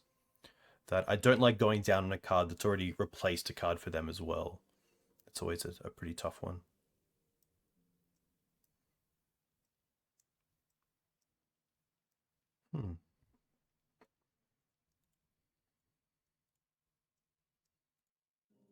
Honestly, I'm happy just to not attack. I don't want to trade the Collect Oof.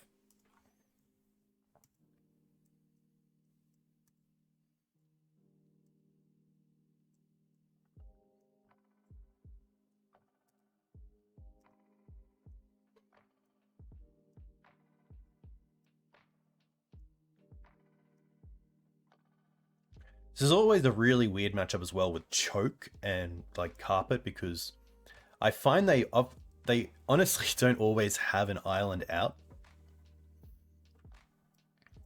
Wow, no attacks, not even with the Ice Fang. Huh.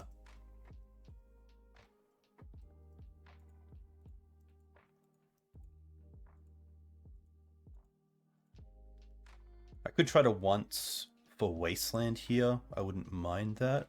They could also have Endurance open, if that's the one card. Endurance is pretty annoying. I guess I can attack with just the Thalia then. And if they have an Endurance, then we can just return it. Replay it, potentially. They didn't attack and they didn't block. Well, now I'm definitely casting this once. Oh, Plague Engineer. Interesting. We don't have a black mana, but we do have ways to draw into it. We also have a fetch for Dryad Arbor, which I don't mind. Also a fetch to hold up the Frenzied Trapbreaker, potentially. Yeah. The fetch is a few things here, which is nice. It's also a land off the top allows us to Green Suns again. They're also getting close to Uro mana. Now they have Uro mana.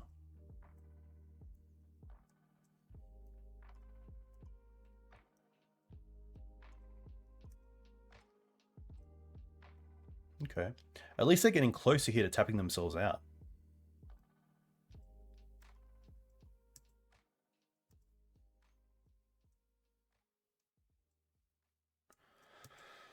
Okay. Do I want a creature? I don't think I want to Dryad Arbor because if I attacked with it, they just block with the Collect Oof. So I think we just draw a land here. So close. We definitely attack with the Thalia.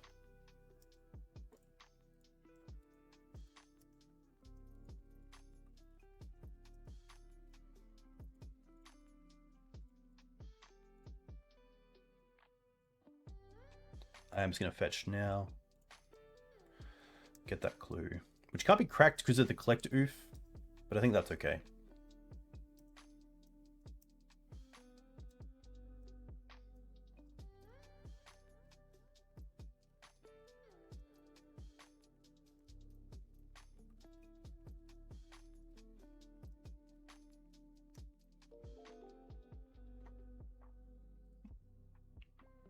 Hey Hockey, thanks for the follow. Hope you're well.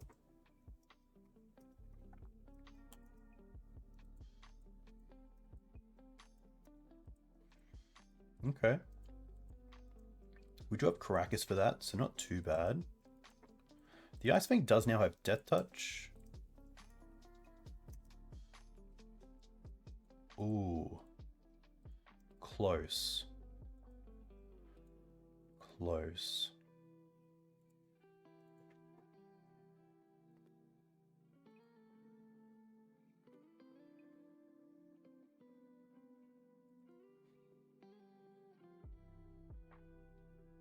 Wow, there's nearly a world where we could play it and attack with everything.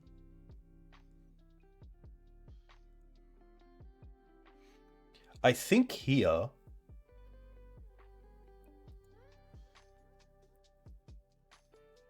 we're definitely returning this.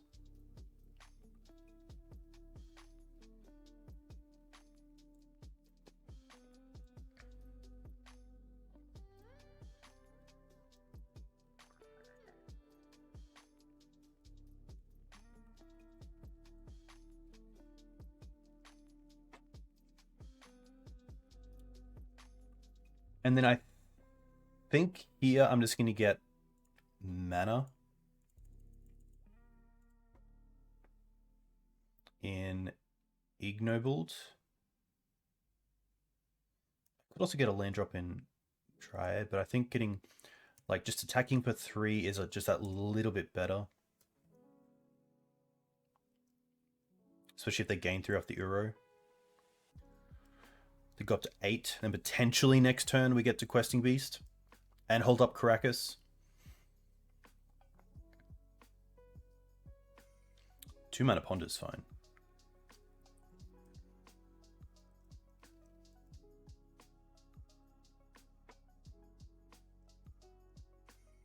No shuffle.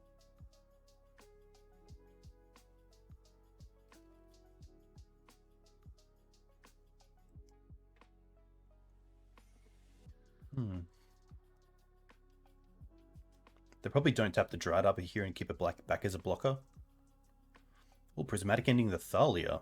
That's fine. Now we have the attacks of the Questing Beast for lethal because it has Exalted. Wow.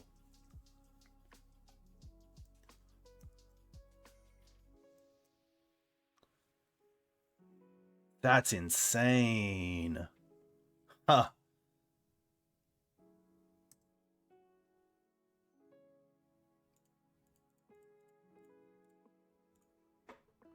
Questing Beast for the win. Oh, they have the Force. Okay. So close. So close.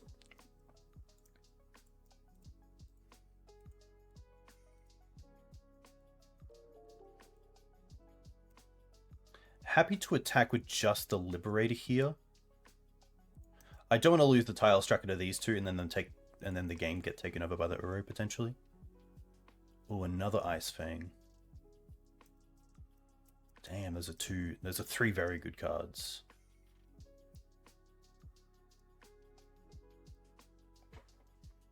Yeah. Wait, oh, they pitched the Uro. Huh. To be fair, Questing Beast can't be countered with Delighted Halfling, which is kind of cool. But hasn't made it into Maverick just yet. Hey Smed, thanks for the follow. Hope you're doing well. 2 cards per opponent.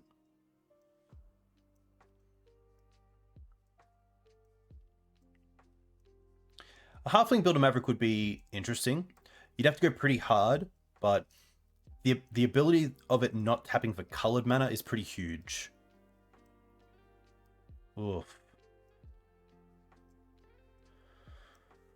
Screws is a pretty nice draw. They have access to 2 green here.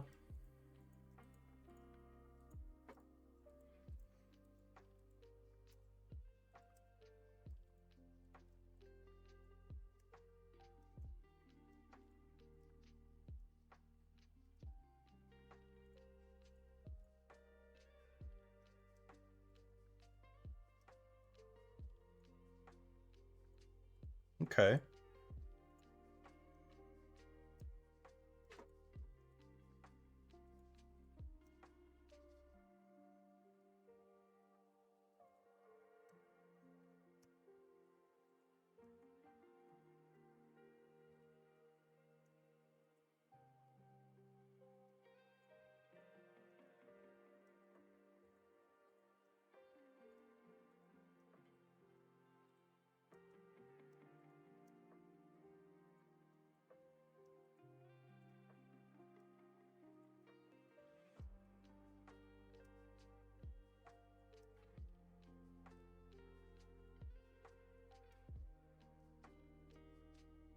opponent has one card left.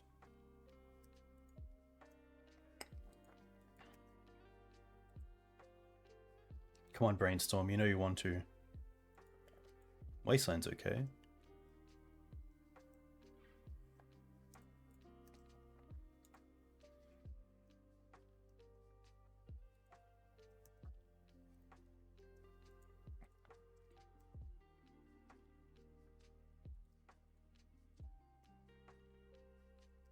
Pretty happy to allow this. Attack with Ignoble next turn as a 1/2. See if they block with the Oof, and then we get to Orcish Bowmaster.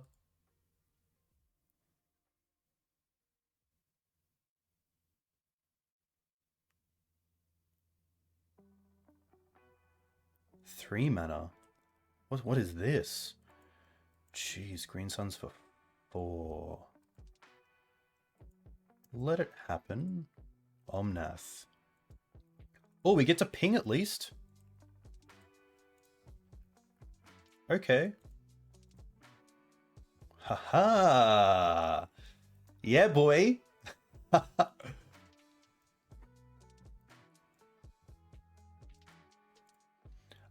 going to take out the Oof here because we're going to start drawing with these.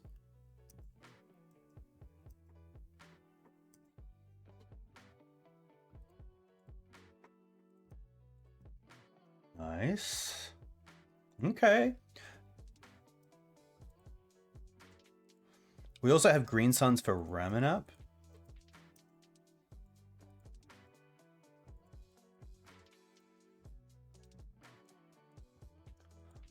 Not what I want to see.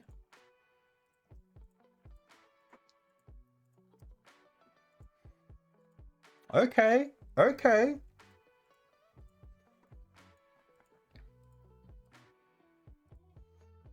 All right, so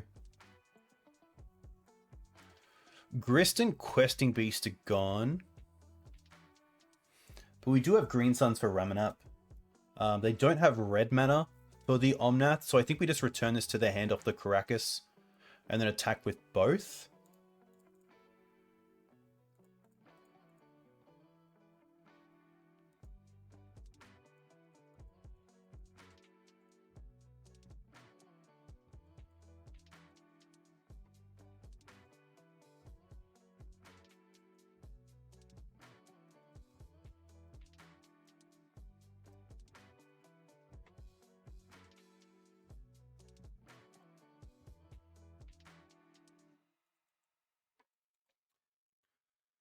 Ooh.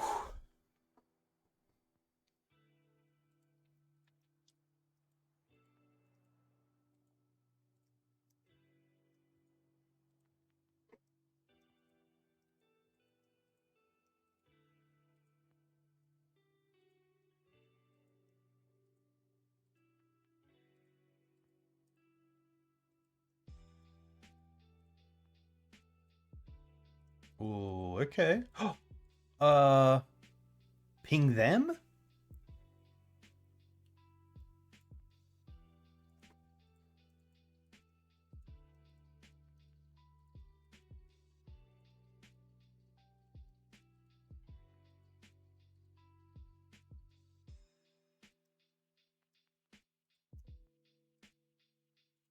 Ping them?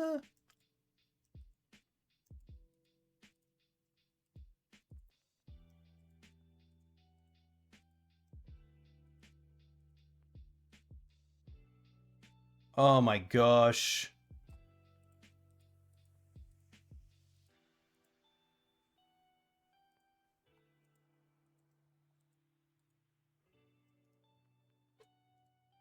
Damn.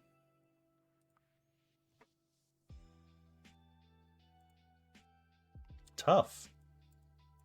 Okay. Let's go with the Carpets and the Choke. I don't mind the Plague Engineer, the Agent, and probably the Containment Priest. I think it's a little bit better for us.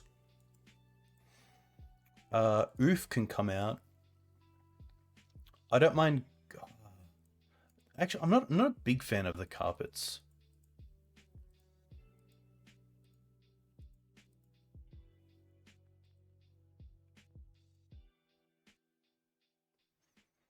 Library. I do like the Liberator. Orcish.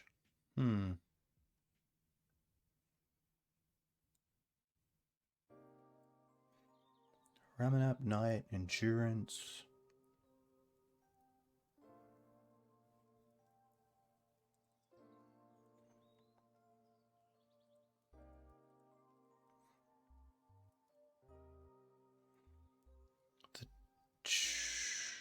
The choke could be just overkill, but it can be really good. It's tough because there's so many good cards in the deck that it doesn't make sense to cut too much. Hey Evan, welcome.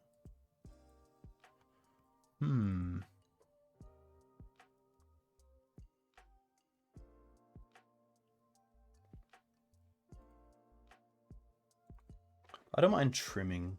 I think I'm just going to trim.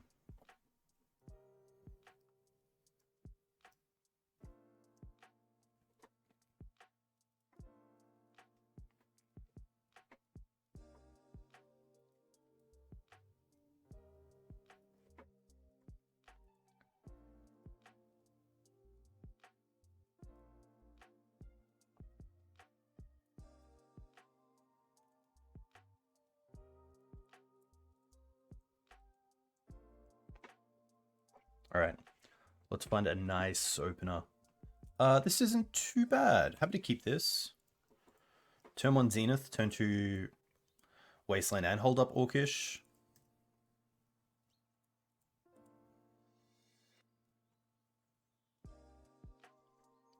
Bowmaster's been sweet. Had some really good times. Had a turn 2 Carpet into Orcish, taking out a Delver while playing around Daze the whole time, which is pretty cool.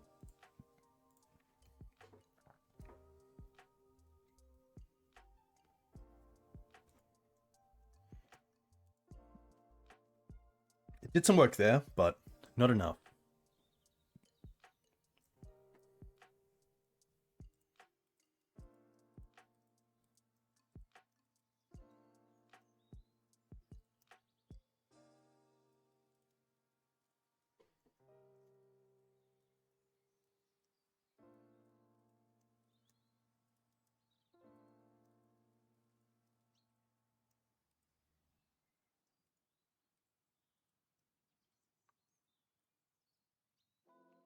Nice.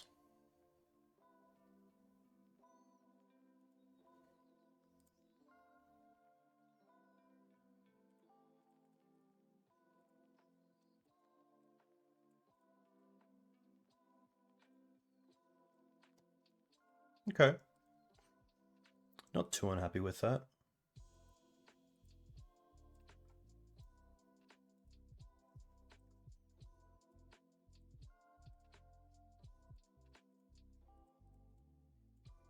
Knight's a 4/4.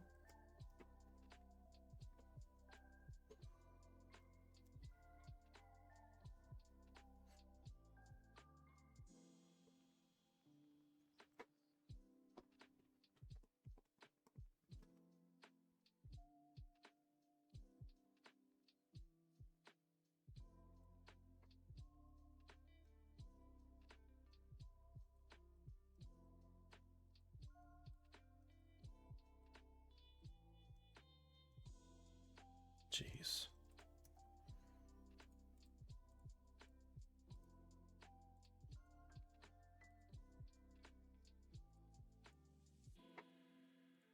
Happy to play the Verdant in case of Teferi. That way if they bounce, we can just go get Dried Arbor and kill it.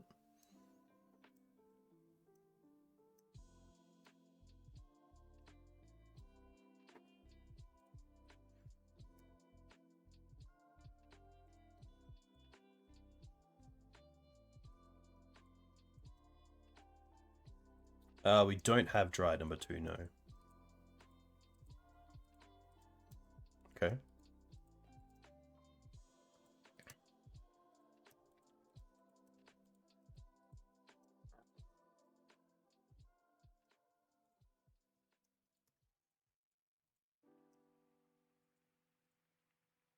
Ooh. That'll be good down the line.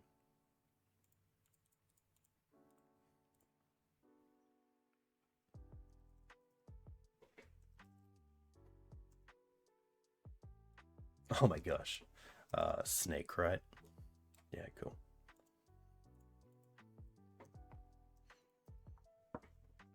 It's a really nice way to deal with Ice Fangs because you don't have to actually spend a removal spell on them.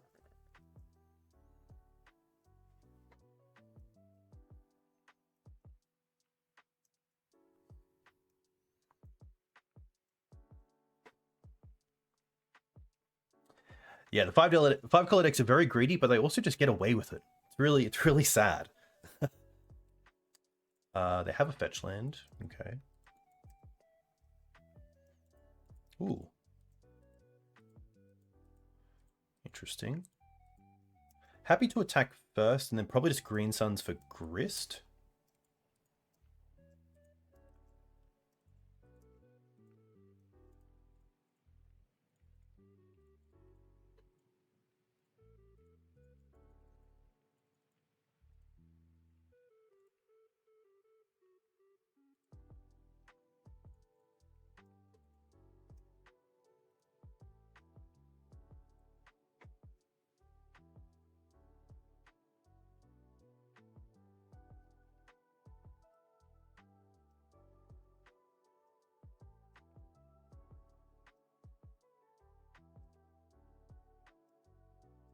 Okay.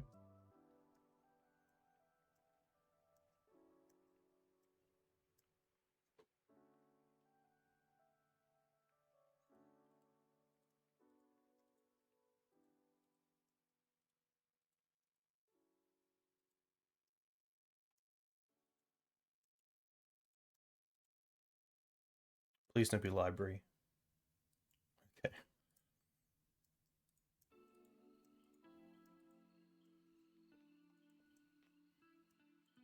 Ooh. Tick up. Another swords. Rough. I think here we just try to Green Suns for endurance to take him off that Uro.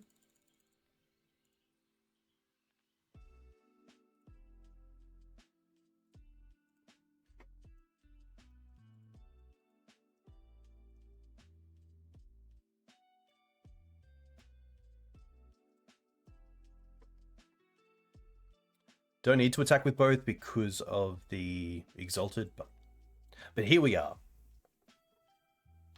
A big shout out to Card Hoarder, who allowed me to borrow these cards and sponsored the channel.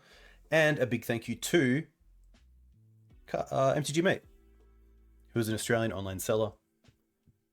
Buy your singles from there. Just do it. All right. Ooh, another Green Suns.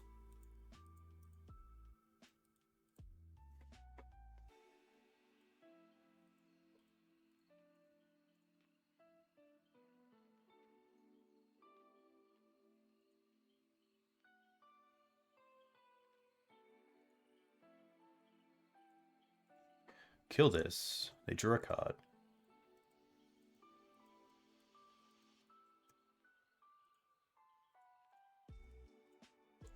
Wasteland Trop. Play Ramanap. Get Wasteland. Wasteland Savannah. Attack with... I guess they could have Minsk to kill the Grist. So potentially I'll just attack with these two. Hold back the Plague Engineer.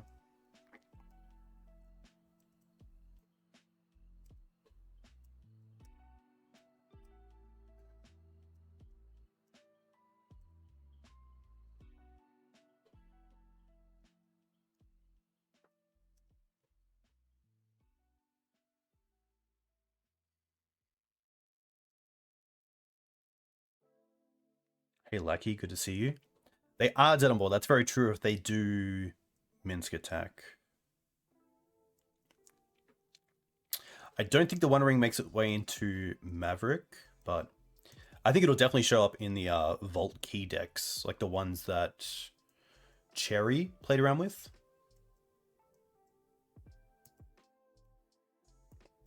Is this just a collector oof to have a blocker? Ooze, okay.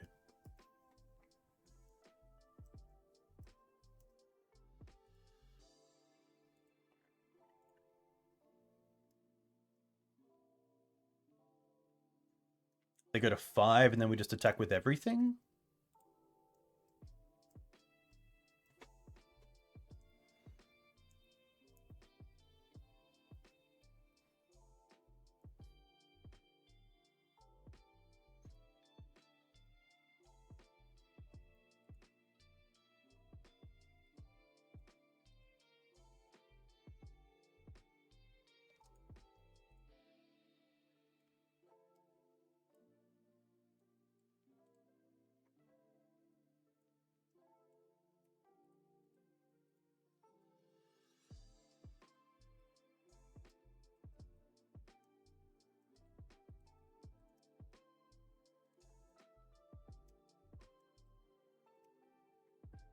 Nice.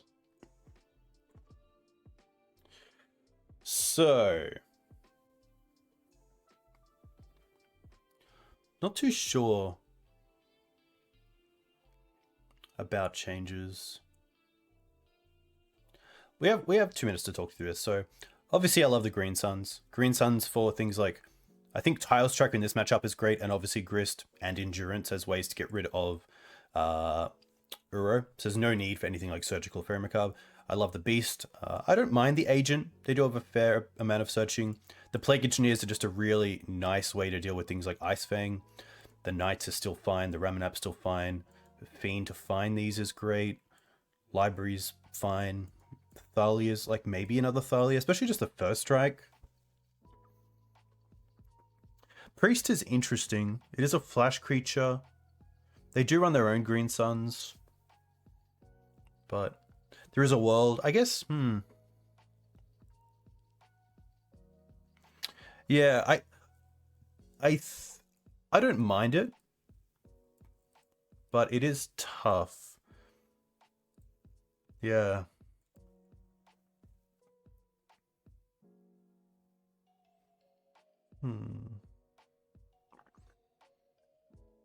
On the draw, I don't mind cutting a Manadork. But if a Manadork eats a Swords or a Prismatic Ending, I'm usually pretty happy. And if it doesn't, it allows us to obviously play something like a 3-drop on turn 2, which is pretty nice. I think I will just sit with the 2 Thalias. They're probably playing Karakas in their deck, especially if they're playing Uro and also pretty sweet hand. A little bit slow, but I don't mind it. Especially if one of these lands is a Dryad Arbor. You could also go with Priest and 0 Zenith, that's very true. Alright, we're going to 6 a lot of this because we are down by 3 minutes.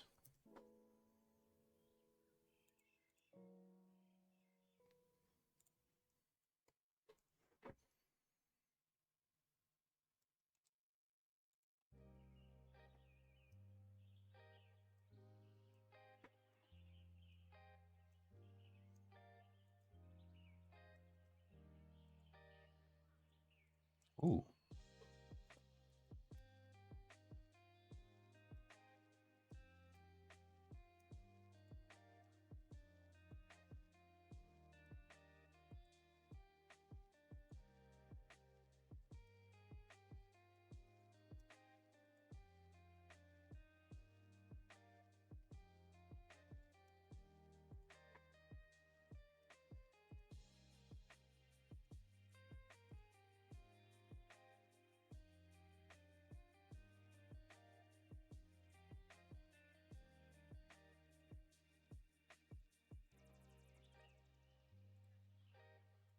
It's pretty nice to go Orcish into Endurance.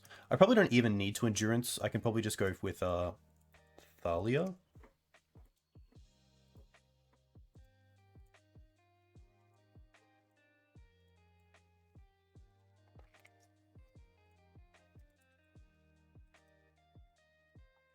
Wow, no land for them either is pretty huge.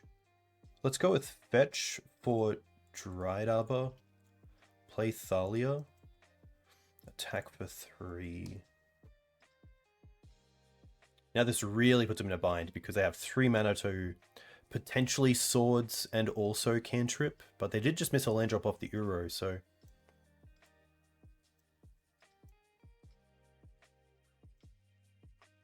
That's fine. Honestly, I like just beating down here with Dried Arbor.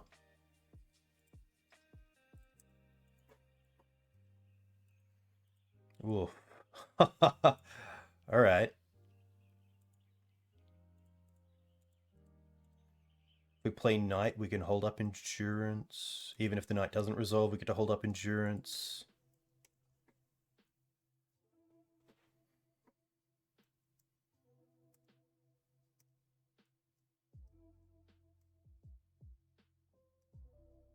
Okay. Yeah, that's still fine. We can still tap the Cradle for 3.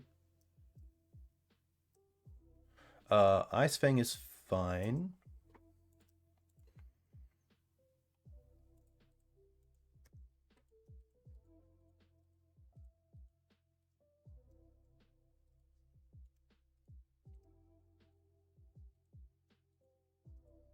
Okay. Another Swords. Tap for 3. Cast Endurance. Target them.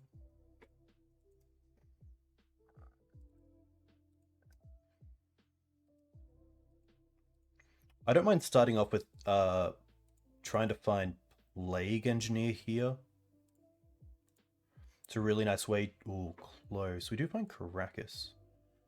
I don't mind Thalia, seeing they got rid of one before. It does have Death Touch. If we play Thalia, we can't also Savannah.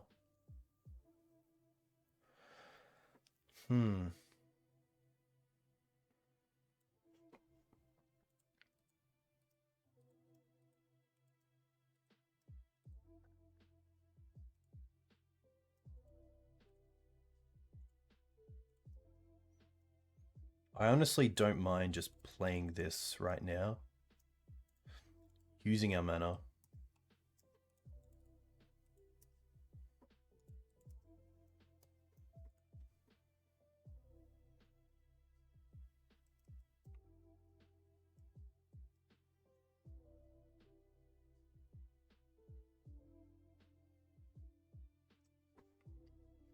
Ooze is fine. There's no creatures in the bin at the moment.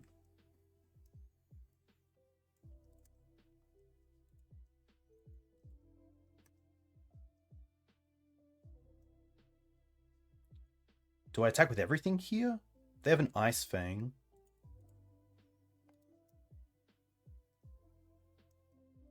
I think it's worth it.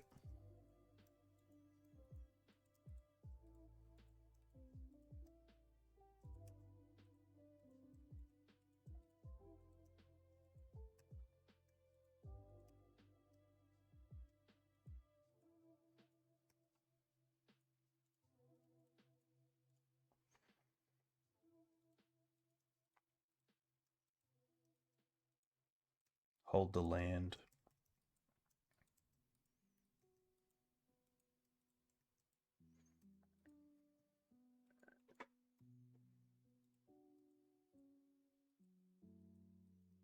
It's pretty good.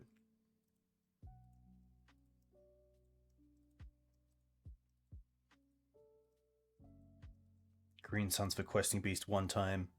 3, 4, 5, 6. Yeah, holding the land is nice, especially for Tiles Tracker. Obviously, it being an unknown card as well.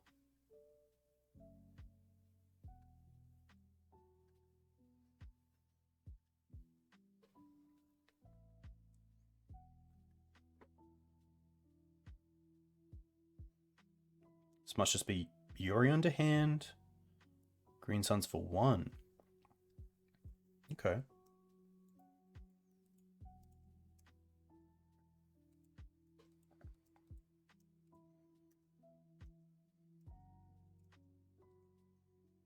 There's no great attacks here. I don't mind trading the Ice Fang. It does make the scoos bigger, but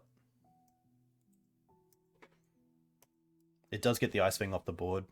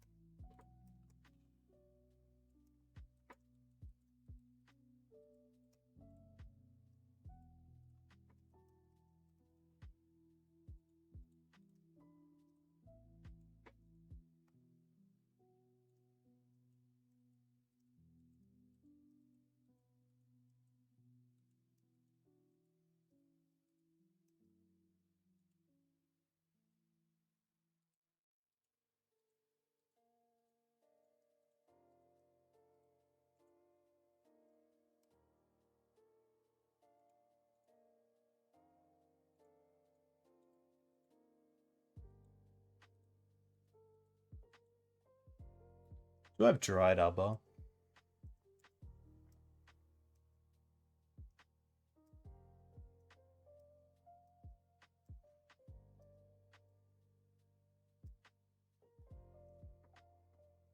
A few little things to get us, but it's not looking good.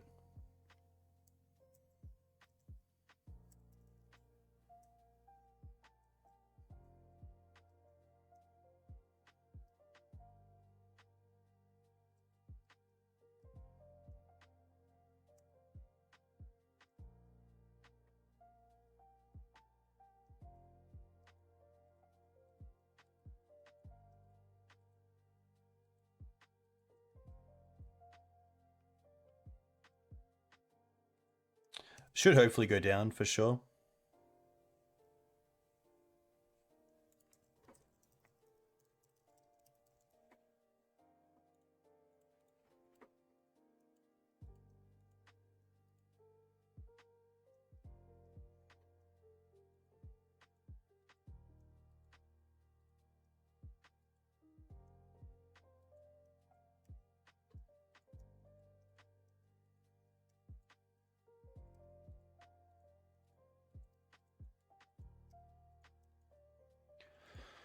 All right, deck. What you got?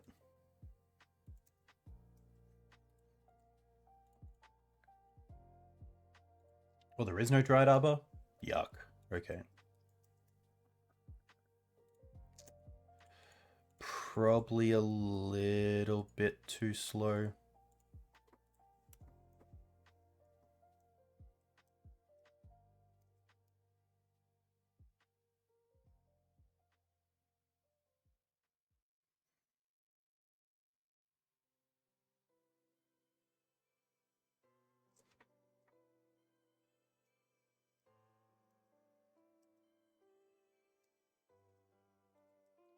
Has to start with Plague Engineer for the insects.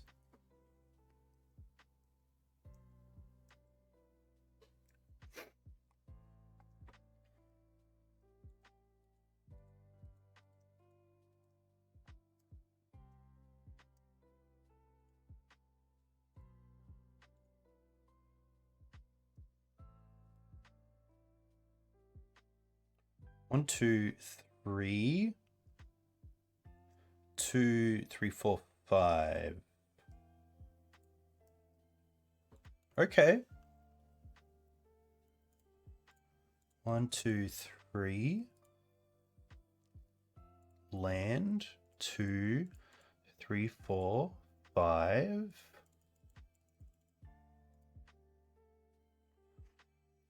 Questing Beast. Attack them.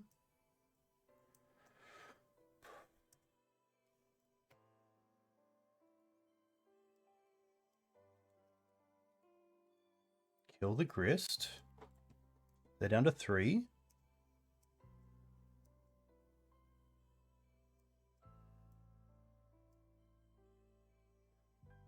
They do have Urion, but we do have Caracas through the night.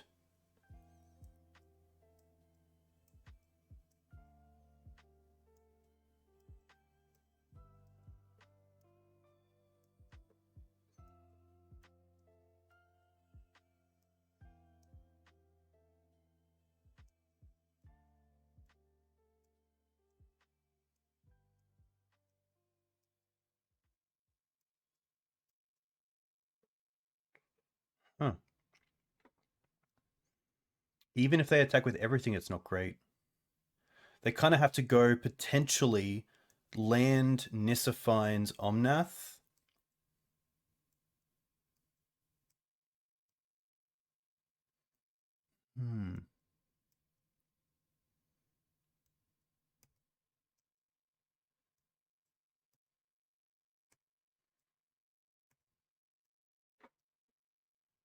Still attack with the Ooze. Okay.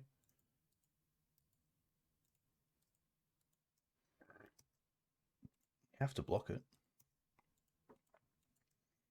Grist is a creature, so they are at 4 potentially. We know about Wasteland on top, but Plague Engineer does it here because we can make the Nissa a 2/2. which means it can't block. Oh, another Green Suns.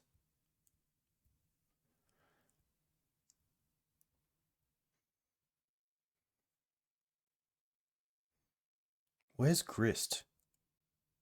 Oh,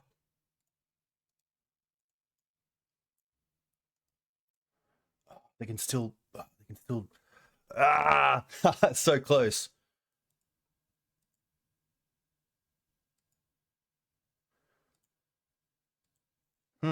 We have time. Oh, it's legendary. Caracas is somewhere in the deck, of course. Maybe it's better to keep the knight then. 1, 2, 3, 6, 6. Play endurance and get grist. Yeah.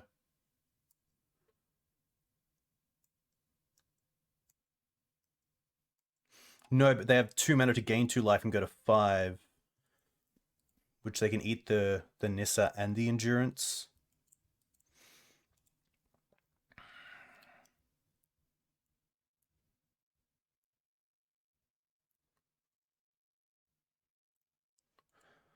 Unless we found it. Go to 1. 1, 2. Oh no, because we have to play the endurance first. I was gonna say we could endurance what we hit. Ugh.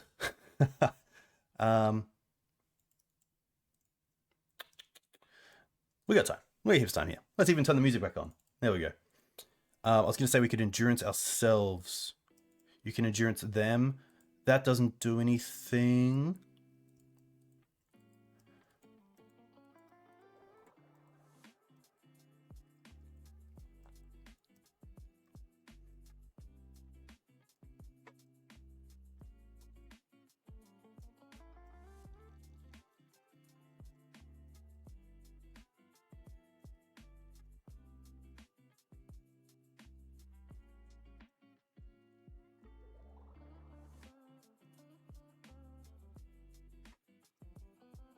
I think by taking the extra card, we've actually killed our chances. Because we can only Green Suns for 1 card. Yeah. Tough.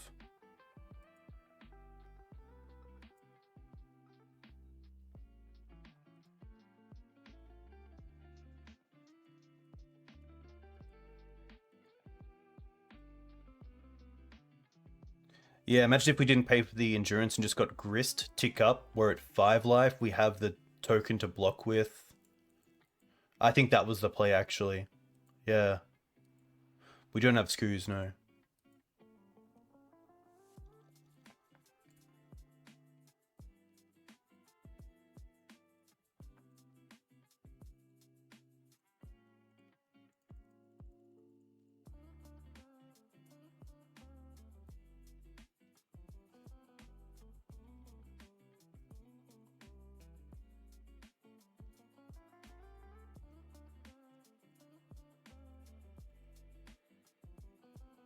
Tough.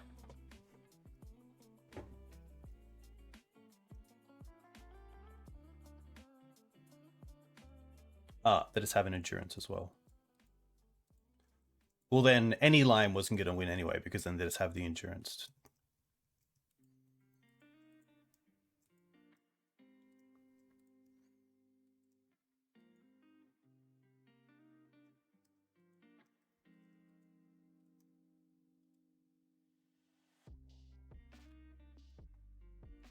Yeah. Tough. Definitely outvalued there. For sure. A lot of their cards replacing themselves is the big issue there. And not being able to really interact with their mana base is a big one as well. So even though they're a 4 or 5 color deck, all the abundant growths on their basics means that their mana is untouched. So yeah, our usual way of dealing with greedy decks just isn't viable. Yeah, pretty cool. Pretty cool, Mozza. I thought they were pretty cool. Pretty grindy as well, which is always nice.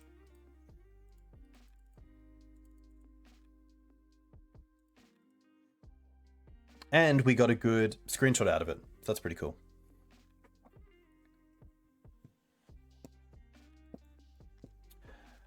Yeah.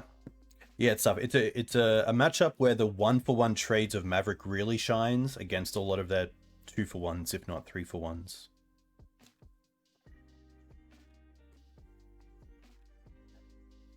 Like no one wants to spend a Sword Splashes on an Ice-Fang Quaddle. Let's be honest. Let's get that out. But hey, hopefully we can finish 4-1. That'd be pretty cool.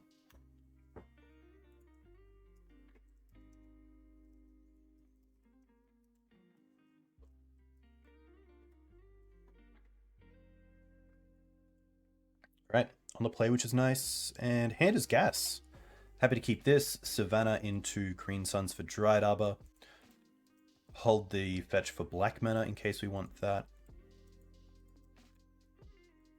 Really nice hand. Opponent's gone to 6 cards.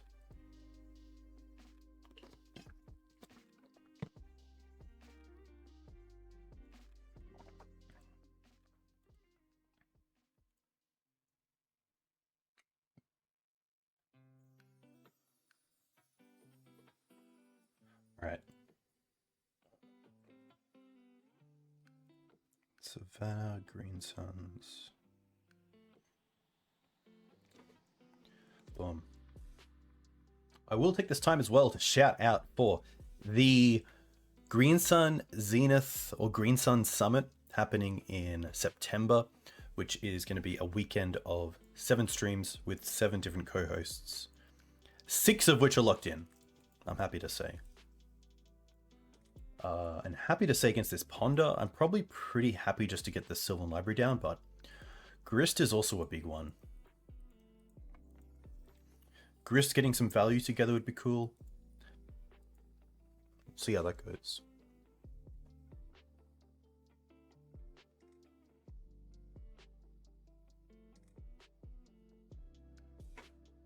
But yeah, the first 2 Legacy weekends, which they were called, is very cool.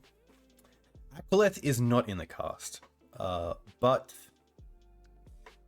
content with Evan is on the channel. If you'd like to find that via YouTube. But we do have someone else gracing us for the presence of Death and Taxes this time around. Oh, Petal? Oh god.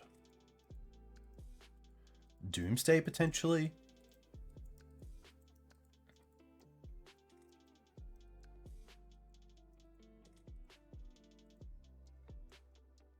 Hey Enigma, that is very, very cool.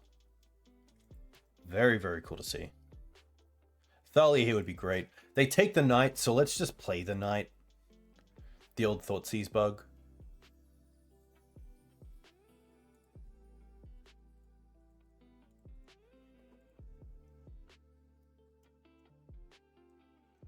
Ponder Lotus Petal Thoughtseize. That's really interesting.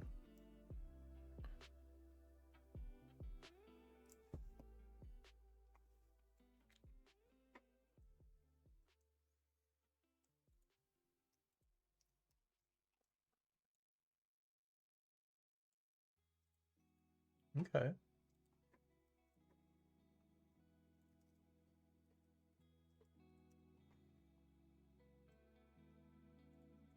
Wasteland's pretty nice.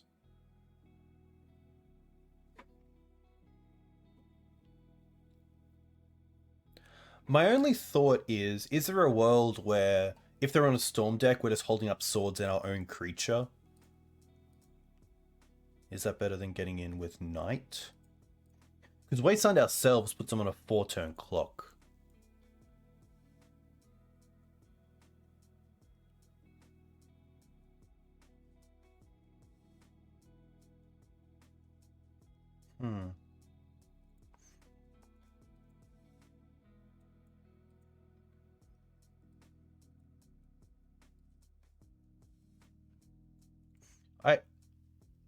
I don't mind Grist tick up first. See if we put a land into the bin.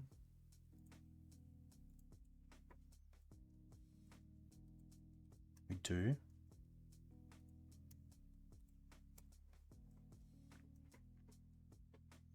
Yeah, I think now we're on a pretty good workout because we do still have a two-turn clock here.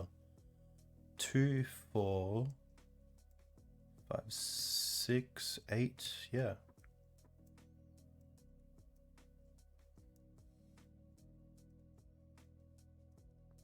Hmm.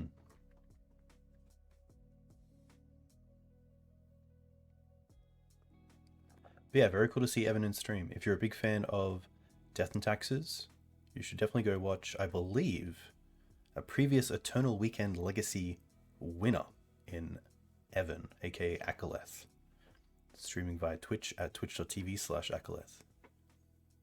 This is not a promotional statement. Ooh, just a pass? Okay. Top 4? Okay. Look, you're a winner in my eyes. The way I see you talk to chat and your lines you find in D&T, I could definitely see you as a winner, so. Oh, I like that. I love it. We get to hold up.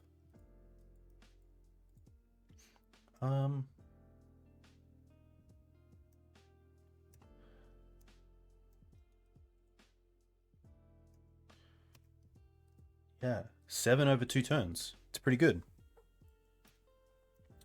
Now we hold up Swords and Orcish. No end-step Brainstorm. Okay. Do they even see the Orcish? Oof.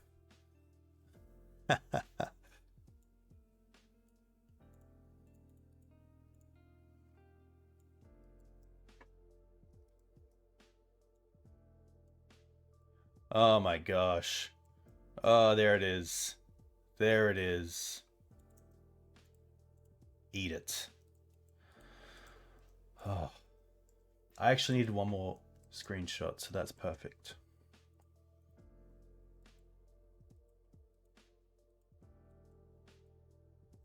Yes. Yes. Okay, they're gonna be a... I honestly don't know.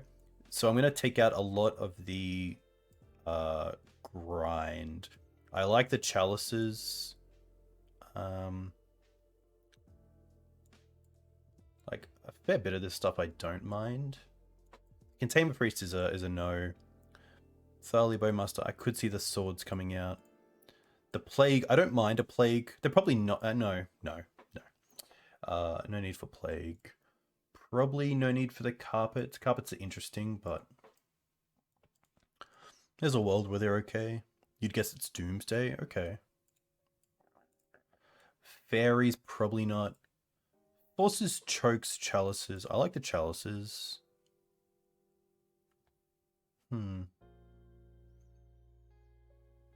Could potentially cut down on a mana dork for the Carpets. You had TG. I'm just going to cut one. There we go. That's enough. Pretty sweet hand. Probably just going for Charles for 0 straight away.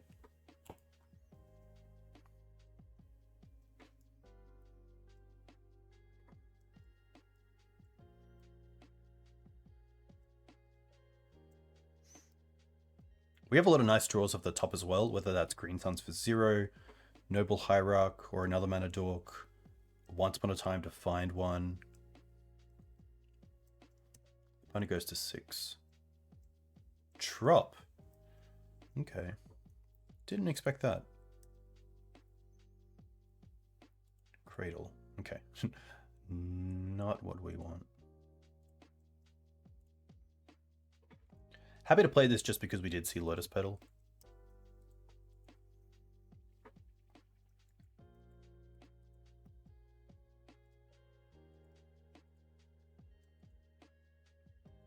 I am just going to fetch her as well. If it is Doomsday, I've seen a lot of players post-board have like Ritual into Opposition Agent, which is a bit of a blowout.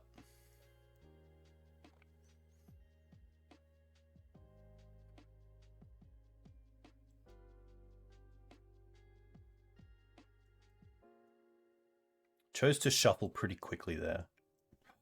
Wow, no land, okay. So now we're really looking for a Wasteland.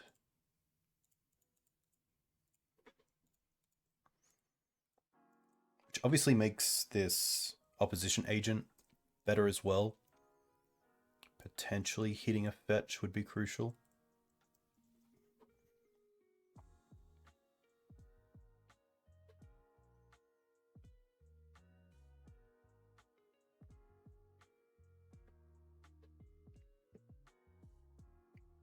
Brainstorm not only fixes their mana here potentially, it could also put away some Lotus Petals they don't want for now. Will they hold it? They hold the Pluto Delta. Wow. Oh, okay. Let's get a land down. Could have played the Cradle, to be fair. I think it was better to play the Cradle.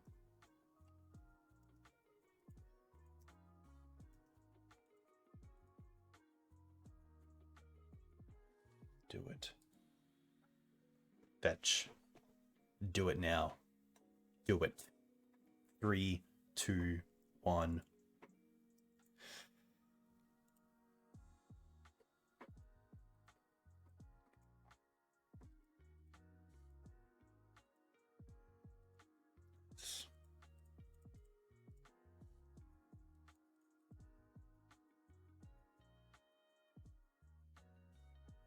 Do it.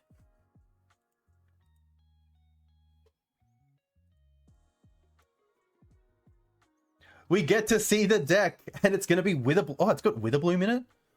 Wow. Okay.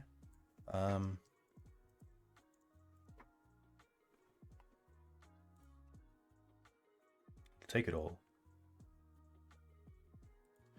What do we want to take here? It's probably Bayou.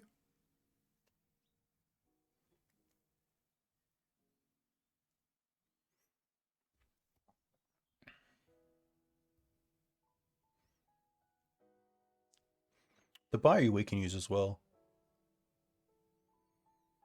What are their fetches left? Misty, which can't get Swamp. They have one Verdant, which can get Swamp. I think it is just the Bayou.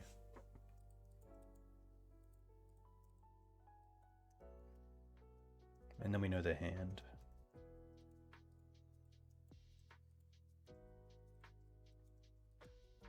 I believe they have 2 Volks. Oh, they don't. Ah, there we go. Apologies. I thought that was 2 Volks. It is definitely better to take the red, because then you also turn off the wish effects. Yeah, that's just a misplay by me. I apologize for that.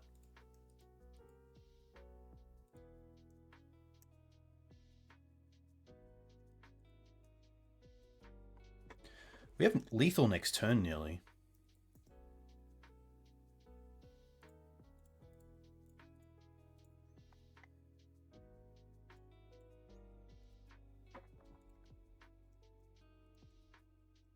Could have played the Swamp, but that's fine. 2, 4, 10, 11. What do you got, fam? It's going to be pretty good, let's be honest. Yeah. Nice. Well, that's pretty cool. Finished 4-1. What would you call that deck? Ant? Ant Witherbloom? It looked more like Ant than Tess. Okay. You know what? Let's open these little chests as well.